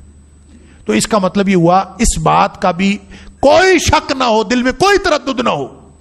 اس کی وجہ ہے کہ کسی چیز کے بارے میں اگر تردد ہوگا نا, ذرا سا بھی شک آپ کے ذہن میں پڑ گیا, 99% آپ مانتے ہو کہ صحیح ہے, 1% کسی چیز کا شک ہو تو اس چیز سے آپ کما حقہ مستفید ہو ہی نہیں سکتے.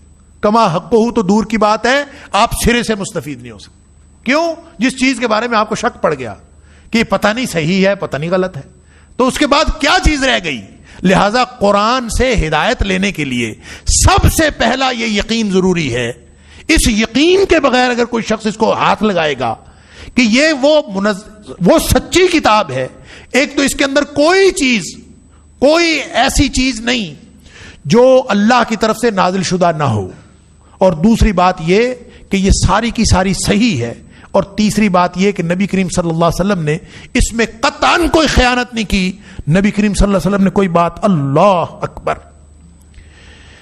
امام مالک کہتے ہیں کہ اگر کوئی شخص کوئی نیا طریقہ ایجاد کرے نا, جو نبی کریم صلی اللہ علیہ وسلم نے نہیں کیا تھا, نبی کریم صلی اللہ علیہ وسلم نے کوئی کام نہیں کیا, اور کوئی شخص نیا طریقہ ایجاد کرتا ہے, تو امام مالک کہتے ہیں اس کا مطلب پتہ کیا ہے؟ دین میں نیا طریقہ ایجاد کرنے کا مطلب یہ ہوگا کہ وہ انہو زعم, کہ اس نے یہ گمان کیا کہ ان رسول اللہ صلی اللہ علیہ وسلم خان الرسالہ, کہ نبی کریم صلی اللہ علیہ وسلم نے رسالت میں خیانت کی ہے. نعوذ باللہ من ذالک. یعنی اگر تم نیا کام ایجاد کر رہے ہو اور اس کو دین کہہ رہے ہو تو اس کا مطلب یہ ہوگا کہ نبی کریم صلی اللہ علیہ وسلم نے تو نہیں بتایا, تھا کام اچھا, آپ صلی اللہ علیہ وسلم نے نہیں بتایا, تو نعوذ باللہ من ذالک آپ نے پھر خیانت کی ہے. تو اس بات کا یقین کہ نبی کریم صلی اللہ علیہ وسلم نے بعین ہی جو اللہ کو مقصود تھا نبی کریم صلی اللہ علیہ وسلم تک پہنچا دیا. اور ایک آخری بات لا ریب فیہ کی, کہ اس بات کا بھی کوئی شک نہیں ہونا چاہیے کہ اس کی حفاظت میں کوئی کمی رہ گئی ہے. مرور زمانہ کے ساتھ, with the passage of time, زبانیں بدل جاتی ہیں, زبانیں نیا سے نیا رنگ اختیار کر لیتی ہیں, کتابیں بدل جاتی ہیں, ایڈیشنز کے ساتھ ان میں فرق پڑ جاتا ہے, نئے نئے ایڈیشن آ جاتے ہیں اور تبدیلی ہو جاتی ہے. دنیا میں کوئی کتاب ایسی نہیں جو تبدیل نہ ہو سوائے قرآن پاک کے. اس کی محفوظیت پر کوئی شک نہیں ہے. انا نحن نزلنا الذکر وانا لہ لحافظون. تو یہ بات اگر یہ ہر قسم کا شک, ہر قسم کے شک و شبہ سے بالا تر, اگر یوں انسان شعور بنا کے اس احساس کے ساتھ قرآن کو پڑھے گا تو پھر قرآن وہ رہنمائی دے گا. وگرنہ اگر دل میں کہیں بھی تردد ہو گیا, آدمی سوچ میں پڑ گیا, یہ یقین ضروری ہے کہ اس میں کوئی شک نہیں ہے. اس لیے شروع میں کہہ دیا لا ریب فیہ, اس میں کوئی شک نہیں, کسی بھی چیز میں کوئی شک نہیں. اس کے کتاب ہدایت ہونے میں کوئی شک نہیں, اس کی کتاب رہنمائی ہونے میں شک نہیں, کتاب محفوظ ہونے میں کوئی شک نہیں, کتاب منزل من اللہ ہونے میں کوئی شک نہیں, اور نبی کریم صلی اللہ علیہ وسلم کے من و عن پہنچا دینے میں کوئی شک نہیں, جبریل کی دیانت میں کوئی شک نہیں, نبی کریم صلی اللہ علیہ وسلم کی دیانت میں کوئی شک نہیں. یہ قرآن اور پھر جن لوگوں کے ذریعے سے آیا ہے, آج تک اس کی حفاظت کسی نہ کسی طور تو ہوئی ہے, اور لوگوں نے 1000 کوشش کی، دشمنان اسلام نے 1000 کوشش کی اس کے اندر تبدیلی پیدا کر کے شک میں مبتلا کر دیا جائے۔ جس دن مسلمان قرآن کے بارے میں شک و شبے کا شکار ہو گئے، سمجھ لیجئے کہ ہماری قرآن کے ساتھ وابستگی ختم ہو گئی۔ لہٰذا سب سے پہلی بات تو یہ کہہ دی شروع میں ہی کہ لا ریب فیہ، کیونکہ تمہاری ہدایت کے لیے ضروری ہے، یہ دعویٰ نہیں ہے قرآن کا۔ قرآن کو اس دعوے کی کوئی ضرورت نہیں ہے۔ یہ ایسے ہی ہے کہ کوئی مصنف اپنی کتاب لکھے اور کتاب لکھنے سے پہلے کہے کہ تم یقین کرو کہ یہ میری کتاب بالکل سچ ہے۔ اس کی کیا حیثیت ہے کسی کے یہ کہنے کی کہ ابھی کتاب آپ پڑھیں گے، اس کے بعد آپ جائزہ لیں گے نا کہ صحیح ہے کہ سچ ہے کہ غلط ہے۔ آپ تو تجزیہ بعد میں کریں گے، آپ تو تبصرہ بعد میں کریں گے، پہلے ہی وہ بتا دے کہ سچ ہے، جو کچھ لکھا ہے اس پر ایمان لاؤ۔ تو دنیا کے مصنف کے اندر غلطیاں ہو سکتی ہیں، اس کے اوپر تبصرہ ہو سکتا ہے، اس کا تجزیہ ہو سکتا ہے۔ شک اس بات میں نہیں ہے کہ یہ مالک کا نازل کردہ ہے، خالق کا نازل کردہ ہے۔ تو جب اس کا نازل کردہ ہے اس میں کوئی شک نہیں، تو وہ سارے تبصرے تجزیے تمہارے اپنے تک رہ جاتے ہیں۔ اللہ کا قرآن ان سارے تبصروں تجزیوں سے بالا ہے۔ یہ دل میں یقین رکھنا کہ وہ ہر قسم کے شک و شبے سے بالا۔ فیہ ھدی للمتقین، اس میں ہدایت ہے متقین کے لیے۔ اب ہدایت پر تو کافی حد تک بات ہو گئی تھی اہدنا الصراط المستقیم کے ضمن میں، میں صرف اعادے کے لیے 1-2 باتیں عرض کر دیتا ہوں کہ ہدایت کئی قسم کی ہوتی ہے، رہنمائی کئی قسم کی ہوتی ہے۔ ایک رہنمائی یہ ہے آپ کو کوئی شخص کہے، کوئی بھی بات پوچھے تو اس کا راستہ آپ دکھا دیں، اشارے سے سمجھا دیں، علامات بتا کے سمجھا دیں، تو یہ بھی رہنمائی ہے۔ اس کو کہتے ہیں ایراء الطریق، راستہ دکھانا۔ پھر ایک رہنمائی یہ بھی ہے کہ راستہ پرخطر ہو یا مشکل ہو، پیچیدہ ہو، سمجھنے میں دقت پیش آ رہی ہو، کوئی شخص آپ کو ساتھ گاڑی میں بٹھا کے یا رہنمائی کرتا ہوا انگلی پکڑ کے اس جگہ پہ پہنچائے، اس کو کہتے ہیں ایصال الی المطلوب، منزل مقصود پہ پہنچانا، یہ بھی ہدایت ہے۔ ایک ہدایت وہ ہوتی ہے کہ جس کو آپ فکری رہنمائی کہتے ہیں، کہ انسان فکری طور پر ایسے مغالطوں میں اور ایسی پیچیدگیوں میں مبتلا ہو گیا ہے کہ آدمی کو سمجھ نہیں آ رہی، تو وہ اپنی بات سمجھنے کے لیے کسی کے پاس بیٹھتا ہے کہ بھئی میرے تو ذہن میں اتنا انتشار ہے، میں تو اتنا خلط ملط ہو گیا ہوں، مجھے سمجھ نہیں آ رہی، مجھے ٹھیک بات بتا دیجئے۔ قرآن اس سلسلے میں بھی رہنمائی ہے، قرآن ایراء الطریق کے حوالے سے بھی رہنمائی ہے، قرآن ایصال الی المطلوب کے حوالے سے بھی رہنمائی ہے۔ ایراء الطریق کے حوالے سے فرمایا ھدی للناس شہر رمضان الذی انزل فیہ القرآن ھدی للناس وبینات من الھدی والفرقان۔ تمام دنیا کو یہ راستہ دکھاتا ہے، ہر ایک کو راستہ دکھاتا ہے کہ یہ ہے صراط مستقیم، جاؤ۔ اور رہ گیا ایصال الی المطلوب، کہ رہنمائی کا وہ طریقہ کہ یہ منزل مقصود پر پہنچا دے، تو قرآن کہتا ہے والذین جاہدوا فینا لنہدینہم سبلنا، جو چل کے دیکھے، ہدایت لے کے دیکھے، ہم اس کو اس رستے پر پہنچا دیتے ہیں جو ہمارا رستہ ہے۔ لنہدینہم سبلنا، کوشش کرے، جو محنت کرتا ہے، جو کوشش کرتا ہے وہ آتا ہے، ہم اس کو پہنچا دیتے۔ اور پھر یہ جو ھدی للمتقین ہے، اس کا تعلق ایصال الی المطلوب سے ہے، ھدی للناس کا تعلق ایراء الطریق سے ہے، راستہ دکھانے سے ہے، اور ھدی للمتقین یہ ہدایت ہے متقیوں کے لیے، اس کا تعلق اس ہدایت کے ساتھ ہے جو منزل مقصود پر پہنچانے والی۔ اس اعتبار سے بھی قرآن ہدایت ہے۔ اور رہ گئی فکری رہنمائی، تو فکری رہنمائی کے حوالے سے سورہ محمد کے اندر غالباً اللہ کریم نے ارشاد فرمایا والذین اہتدوا زادہم ھدی، جو چلتے ہیں نا، وآتاہم تقواہم، کہ جو لوگ ہدایت کے راستے پر چلتے ہیں، پھر فکری مغالطے، پیچیدگیاں، ذہنی انتشار، شکوک و شبہات، کتنی چیزیں ان کے سر میں پڑتی ہیں، ان کے دماغ کو، ان کے دل کو ڈسٹرب کرتی ہیں۔ والذین اہتدوا زادہم ھدی، ہم ان کی یہ ساری کی ساری فکری پریشانیاں دور کر دیتے ہیں۔ وآتاہم تقواہم، اور جس جگہ ان کو پہنچنا چاہیے، جو پری ریکوزٹ ہے قرآن کے لیے کہ ھدی للمتقین، ہم وہ ان کو عطا فرما دیتے ہیں، ان کی ساری فکری پیچیدگیاں دور کر دیتے ہیں۔ یہ بھی اللہ کا وعدہ ہے، اور قرآن یہ ہدایت اور رہنمائی بھی فراہم کرتا ہے۔ اور پھر ایک ہدایت اور رہنمائی وہ بھی ہو سکتی ہے کہ انسان اجتماعی طور پر ایسے امور پوری ریاست کو کھڑا کرنے کے لیے، ایک اجتماعی کام سر انجام دینے کے لیے انسان کو رہنمائی کی ضرورت ہوتی ہے. ذاتی طور پر وہ کلیئر ہوتا ہے، ذاتی طور پر اس کو کوئی شک نہیں ہوتا، ذاتی طور پر اس کو راستہ بھی نظر آ رہا ہوتا ہے، ذاتی طور پر وہ منزل مقصود کی طرف گامزن بھی ہوتا ہے، ذاتی طور پر اس کو فکری پیچیدگی بھی لاحق نہیں ہوتی، لیکن اجتماعی طور پر معاملات اتنے پیچیدہ ہوتے ہیں کہ اس کو رہنمائی درکار ہوتی ہے کہ اللہ میں اس موقع پر کیا کروں. فرمایا ان الہدا ہدی اللہ، اصل رہنمائی جو اجتماعی امور میں ہے وہ بھی اللہ کی ہدایت ہے. تو یہ بھی قرآن اس بارے میں بھی ہدایت اور رہنمائی یہی فراہم کرتا ہے. اور بعض اوقات انسان تمام قسم کی اویئرنیس رکھتے ہوئے، تمام قسم کا شعور رکھتے ہوئے سیدھے رستے پر جا رہا ہوتا ہے، اجتماعی امور کا شعور پورا ہے، فکری طور پر انسان کلیئر ہے، سارے معاملات درست ہیں، لیکن حالات ایسے ہیں کہ وہ انسان کی ہمت جواب دے جاتی ہے. آگے سے ٹکراؤ ایسا ہے، ٹکراؤ کی شدت ایسی ہے کہ انسان کم ہمتی کا راستہ اختیار کرتا ہے، یا کسی وقت اس کا دل ڈول جاتا ہے، یا کسی وقت اس کی ہمت جواب دے جاتی ہے. تو ایسے موقع پر بھی اس کو رہنمائی کی ضرورت ہوتی ہے. قرآن وہ رہنمائی بھی فراہم کرتا. اس کا اشارہ قرآن نے سورہ کہف کے اندر فرمایا. اللہ اکبر. نحن نقص علیک نبأہم بالحق انہم فتیۃ آمنوا بربہم وزدناہم ہدی وربطنا علی قلوبہم. یعنی وہ نوجوان جو اللہ کے لیے کھڑے تھے، پوری دنیا ان کے خلاف تھی، وقت کا بادشاہ ان کے خلاف تھا، حالات اتنے دیگرگو تھے کہ راستہ ہی نہیں مل رہا تھا، اور قریب تھا کہ لوگ ان کی ہمت جواب دے جائے. زدناہم ہدی وربطنا علی قلوبہم، ہم نے ان کی ہدایت میں اضافہ کیا. وربطنا علی قلوبہم، اور ان کے دلوں کو جما دیا اس پر کہ ڈٹ جاؤ، یہی رستہ سیدھا ہے.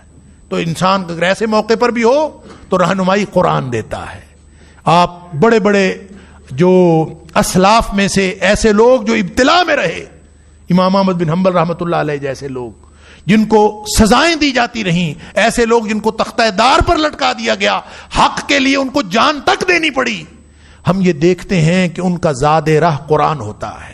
ان کو ہر موقع پر ہمت دلواتا ہے تو قرآن دلواتا ہے. لہٰذا وہ ساری کی ساری رہنمائی کی کوئی صورت بھی ہو وہ قرآن پاک ہی فراہم کرتا ہے. اور وہ جو اہدنا الصراط المستقیم مانگا تھا نا، اللہ تعالیٰ اس کا جواب دے رہا ہے کہ ہدایت ہے لیکن للمتقین ہے، متقیوں کے لیے ہدایت ہے. یہ پری ریکوزٹ ہے، سب سے بڑی شرط ہے قرآن سے ہدایت لینے کے لیے. اگر کسی نے منزل مقصود پر پہنچنا ہے تو پہلے وہ تقوی کا احساس اپنے دل میں پیدا کرے. اس کے بارے میں کچھ بات میں عرض کر چکا ہوں کہ دیکھیں، رہنمائی صرف یہ نہیں ہوتی کہ وہ بڑے امور کے لیے یا بڑے مقصد کے لیے ہو. رہنمائی تو قدم قدم پر ہمیں درکار ہے. حتیٰ کہ آپ کے چھوٹے چھوٹے کام، آپ کبھی تردد میں مبتلا ہو جاتے ہیں کہ پتہ نہیں میں یہ کروں کہ پتہ نہیں نہ کروں، مجھے کرنا چاہیے کہ نہیں کرنا چاہیے. آپ نے کہیں سفر پہ جانا ہے، آدمی کبھی متردد ہو جاتا ہے، پتہ نہیں مجھے جانا چاہیے نہیں جانا چاہیے.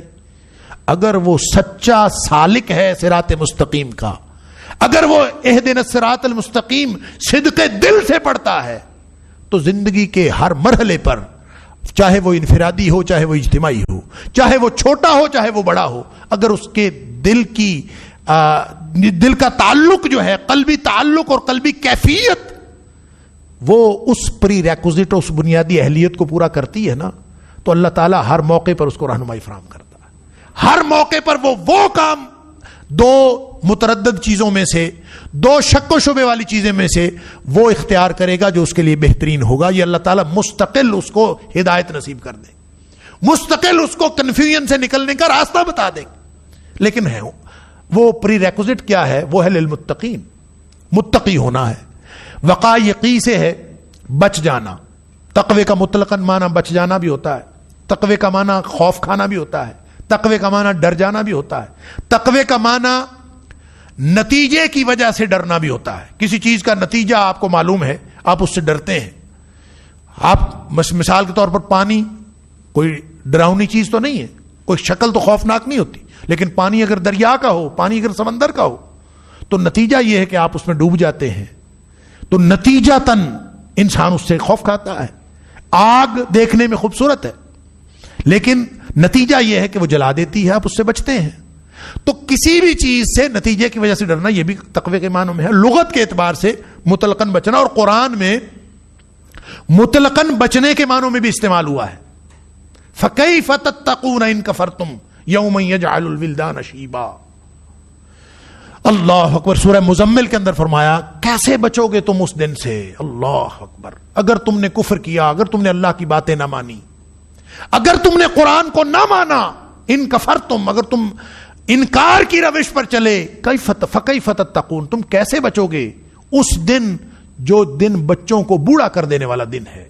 فکیف تتقون ان کفرتم یوما یجعل الولدان شیبا.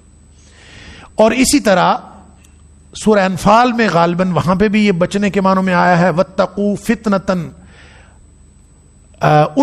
اس فتنے سے بچو کہ لا تصیبن الذین ظلموا منکم خاصہ، اس فتنے سے بچو جو صرف ظالموں کو نہیں پہنچے گا.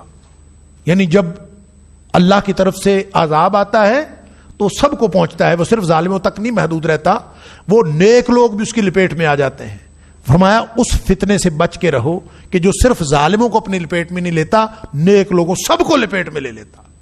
اور جس کی تفصیل میں نے بتائی تھی کہ حدیث میں آتا ہے کہ نبی پاک صلی اللہ علیہ وسلم نے فرمایا کہ جب کسی قوم پر عذاب آتا ہے، اذا انزل اللہ تعالی عذابا بقوم، جب اللہ تعالیٰ کسی قوم پر عذاب نازل کرتا ہے، اصاب العذاب من کان فیہم، ان میں جو بھی ہوتا ہے عذاب سب کو اپنی لپیٹ میں لے لیتا ہے. ثم بعثوا علی اعمالہم، لیکن اللہ قیامت کے دن جب اٹھائے گا تو ہر ایک کو اپنے اعمال کے مطابق اٹھائے. بہرحال مطلقاً بچنا تقوی کے معنوں میں. لیکن یہ کون سا بچنا ہے، یعنی کس چیز سے بچنا؟ تو تقوی اللہ تعالیٰ نے قرآن میں مختلف حیت میں اور اکثر اوقات اتقوا اللہ واتقوا اللہ یا ایھا الذین آمنوا اتقوا اللہ حق تقاتہ یا ایھا الناس اتقوا ربکم، یہ اتنی دفعہ حکم آیا ہے. اور سورۃ المائدہ کے اندر آپ دیکھیں جہاں اللہ تعالیٰ کے احکام بیان ہوئے ہیں تو احکام کے ساتھ ہر حکم کے ساتھ واتقوا اللہ، ہر حکم کے ساتھ واتقوا اللہ، اللہ سے ڈرو، بچو اللہ سے. کس چیز سے بچنا ہے؟ اللہ کی ذات سے بچنا ہے. اللہ کی ذات کا تو قرب حاصل کرنا ہے. اللہ کی ذات سے ڈرنا ہے. وہ خوفناک ذات ہے، غضبناک ذات ہے؟ نہیں، اس کے بارے میں تو وہ بتا چکا ہے الرحمن الرحیم. وہ ذات تو بڑی مہربانی کرنے والی ہے، بڑی مہربان ذات ہے، ہر وقت رحم کرنے والی ذات ہے. لہذا اس سے بھی ڈرنا. وہ خوفناک بھی نہیں ہے، وہ غضبناک بھی نہیں ہے، اس سے تو امیدیں وابستہ ہیں، وہ تو اس کا تو قرب حاصل کرنا ہے. تو پھر اس بچنے کا کیا معنی ہے؟ اس بچنے کا معنی ہے اللہ کی ناراضگی سے بچنا. اور اس کا احساس دل میں ہوتا ہے. اصل اس کی ابتدا دل سے ہوتی. التقوی ہا ہنا، نبی کریم صلی اللہ علیہ وسلم نے فرمایا التقوی ہا ہنا، تقوی دل میں ہوتا ہے. 3 دفعہ نبی کریم صلی اللہ علیہ وسلم نے اپنے سینہ مبارک کی طرف اشارہ فرمایا التقوی ہا ہنا، التقوی ہا ہنا، التقوی ہا ہنا. تقوی دل میں ہوتا.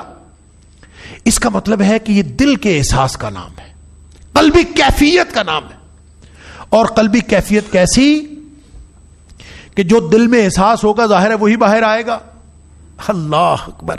سورہ ابراہیم میں غالباً اللہ تعالیٰ نے مثال بیان فرمائی، ضرب اللہ مثلا کلمۃ طیبۃ کشجرۃ طیبۃ اصلها ثابت وفرعها فی السماء تؤتی اکلها کل حین باذن ربها.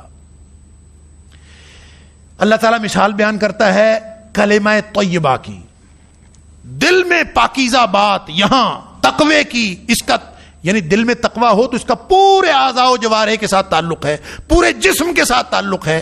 بات دل میں ہے. التقوی ہا ہونا ہوتا دل میں ہے. فرمایا ایسے ہے جیسے کلمہ طیبہ دل میں جو موجود ہو، اس کی مثال ہے کشجرۃ طیبۃ، جیسے کوئی پاکیزہ درخت ہو. اصلها ثابت، اس کی جڑ مضبوط ہے. دل میں بات پکی ہے، جڑ مضبوط ہے.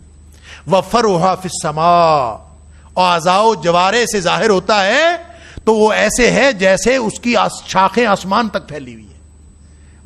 اور آگے فرمایا توتی اکلھا کل حین باذن ربھا، اور وہ ہر وقت اپنے رب کے حکم سے پھل بھی دے رہا ہے.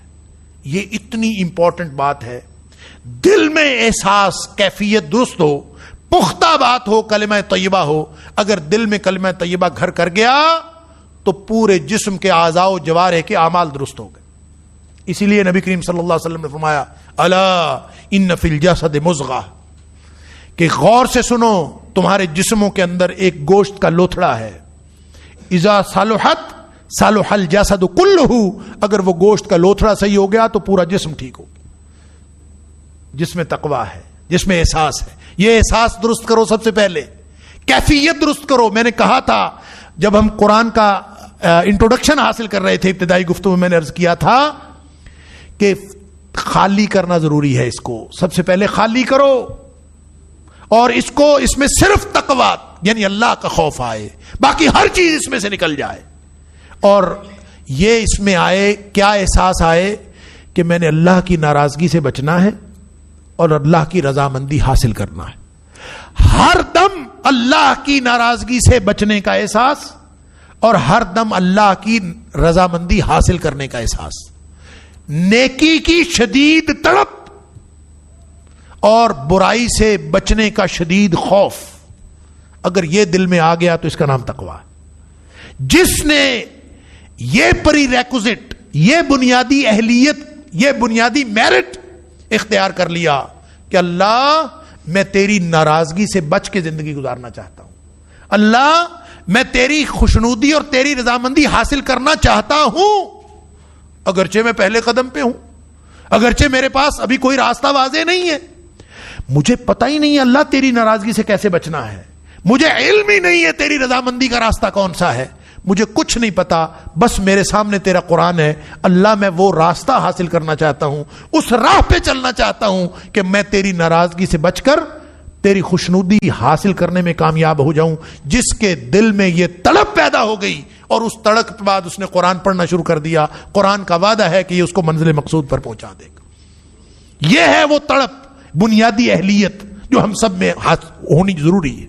فرمایا ہدایت تو ہے، تم نے کہا تھا کہ ہمیں ہدایت دے، میں نے دے دی، لیکن یہ ہر ایک کے لیے نہیں.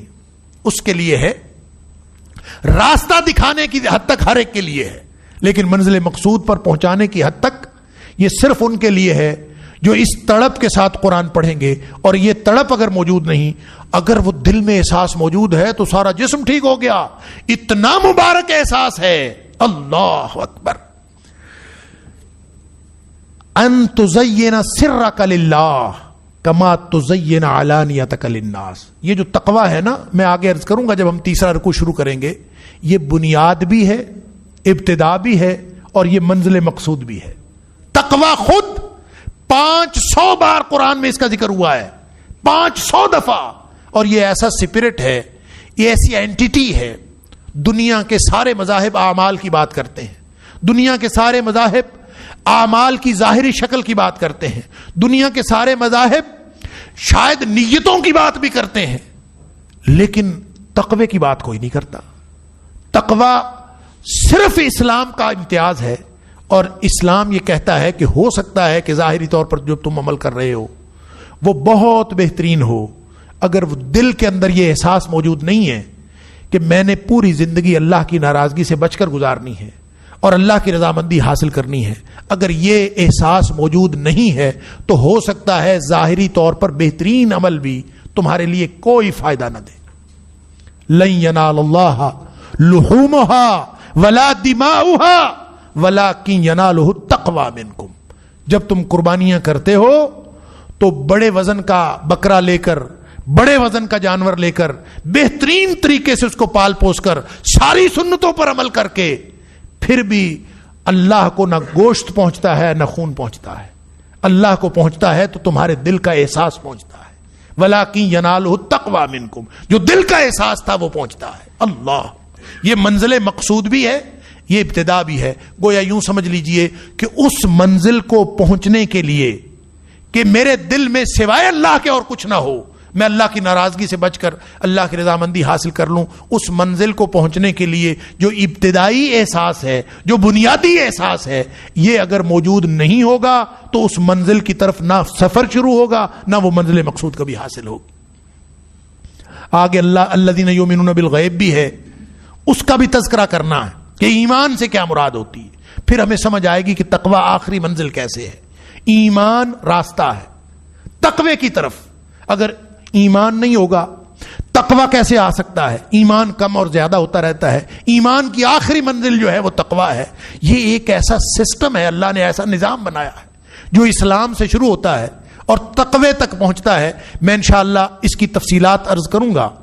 فی الحال اس موقع پر آپ یہ سمجھ لیجئے کہ تقوی وہ بنیادی اہلیت ہے کہ اس احساس کے ساتھ قرآن پڑھنا، قلبی احساس، ہر طرح کی صفائی کر کے، اللہ اکبر، دل سے امیدیں ساری نکال دیں، دل سے خوف سارے نکال دیں، دل میں صرف اللہ سے امید، اللہ کا خوف.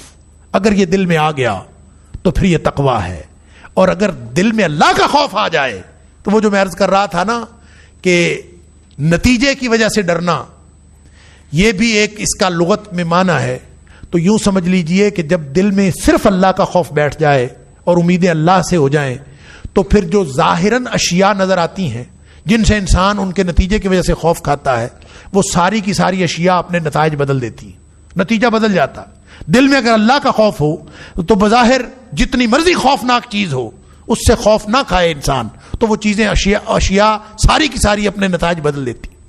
آپ ذہن میں لے آئیے حضرت ابراہیم علیہ السلام کو جب آگ میں پھینکا جا رہا تھا تو آگ کا کام تو جلانا ہے. اگر ابراہیم علیہ السلام کے دل میں آگ کا خوف ہوتا تو یقیناً آگ جلاتی، لیکن ابراہیم علیہ السلام کے دل میں اللہ کا خوف تھا، لہذا آگ نے نہیں جلایا. نتیجہ بدل گیا. ساری زندگی وہ جلاتی ہے، اس کا کام ہی جلانا ہے، لیکن جس میں کہ دل میں اللہ کا خوف ہو اشیاء نتائج بدل دیتی ہیں. سمندر کا کام ڈبونا ہے، موسیٰ علیہ السلام کو نہیں ڈبویا. کیوں؟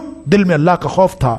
اس وقت سب نے کہہ دیا تھا، سارے کے سارے جو حضرت موسیٰ علیہ السلام کے ساتھی تھے انہوں نے کہہ دیا تھا کہ کیا مصر میں، بائبل میں لکھا ہے کہ مصر میں ہمارے لیے قبریں نہیں تھی جو تم مرنے کے لیے ہمیں اتنی دور لے آیا؟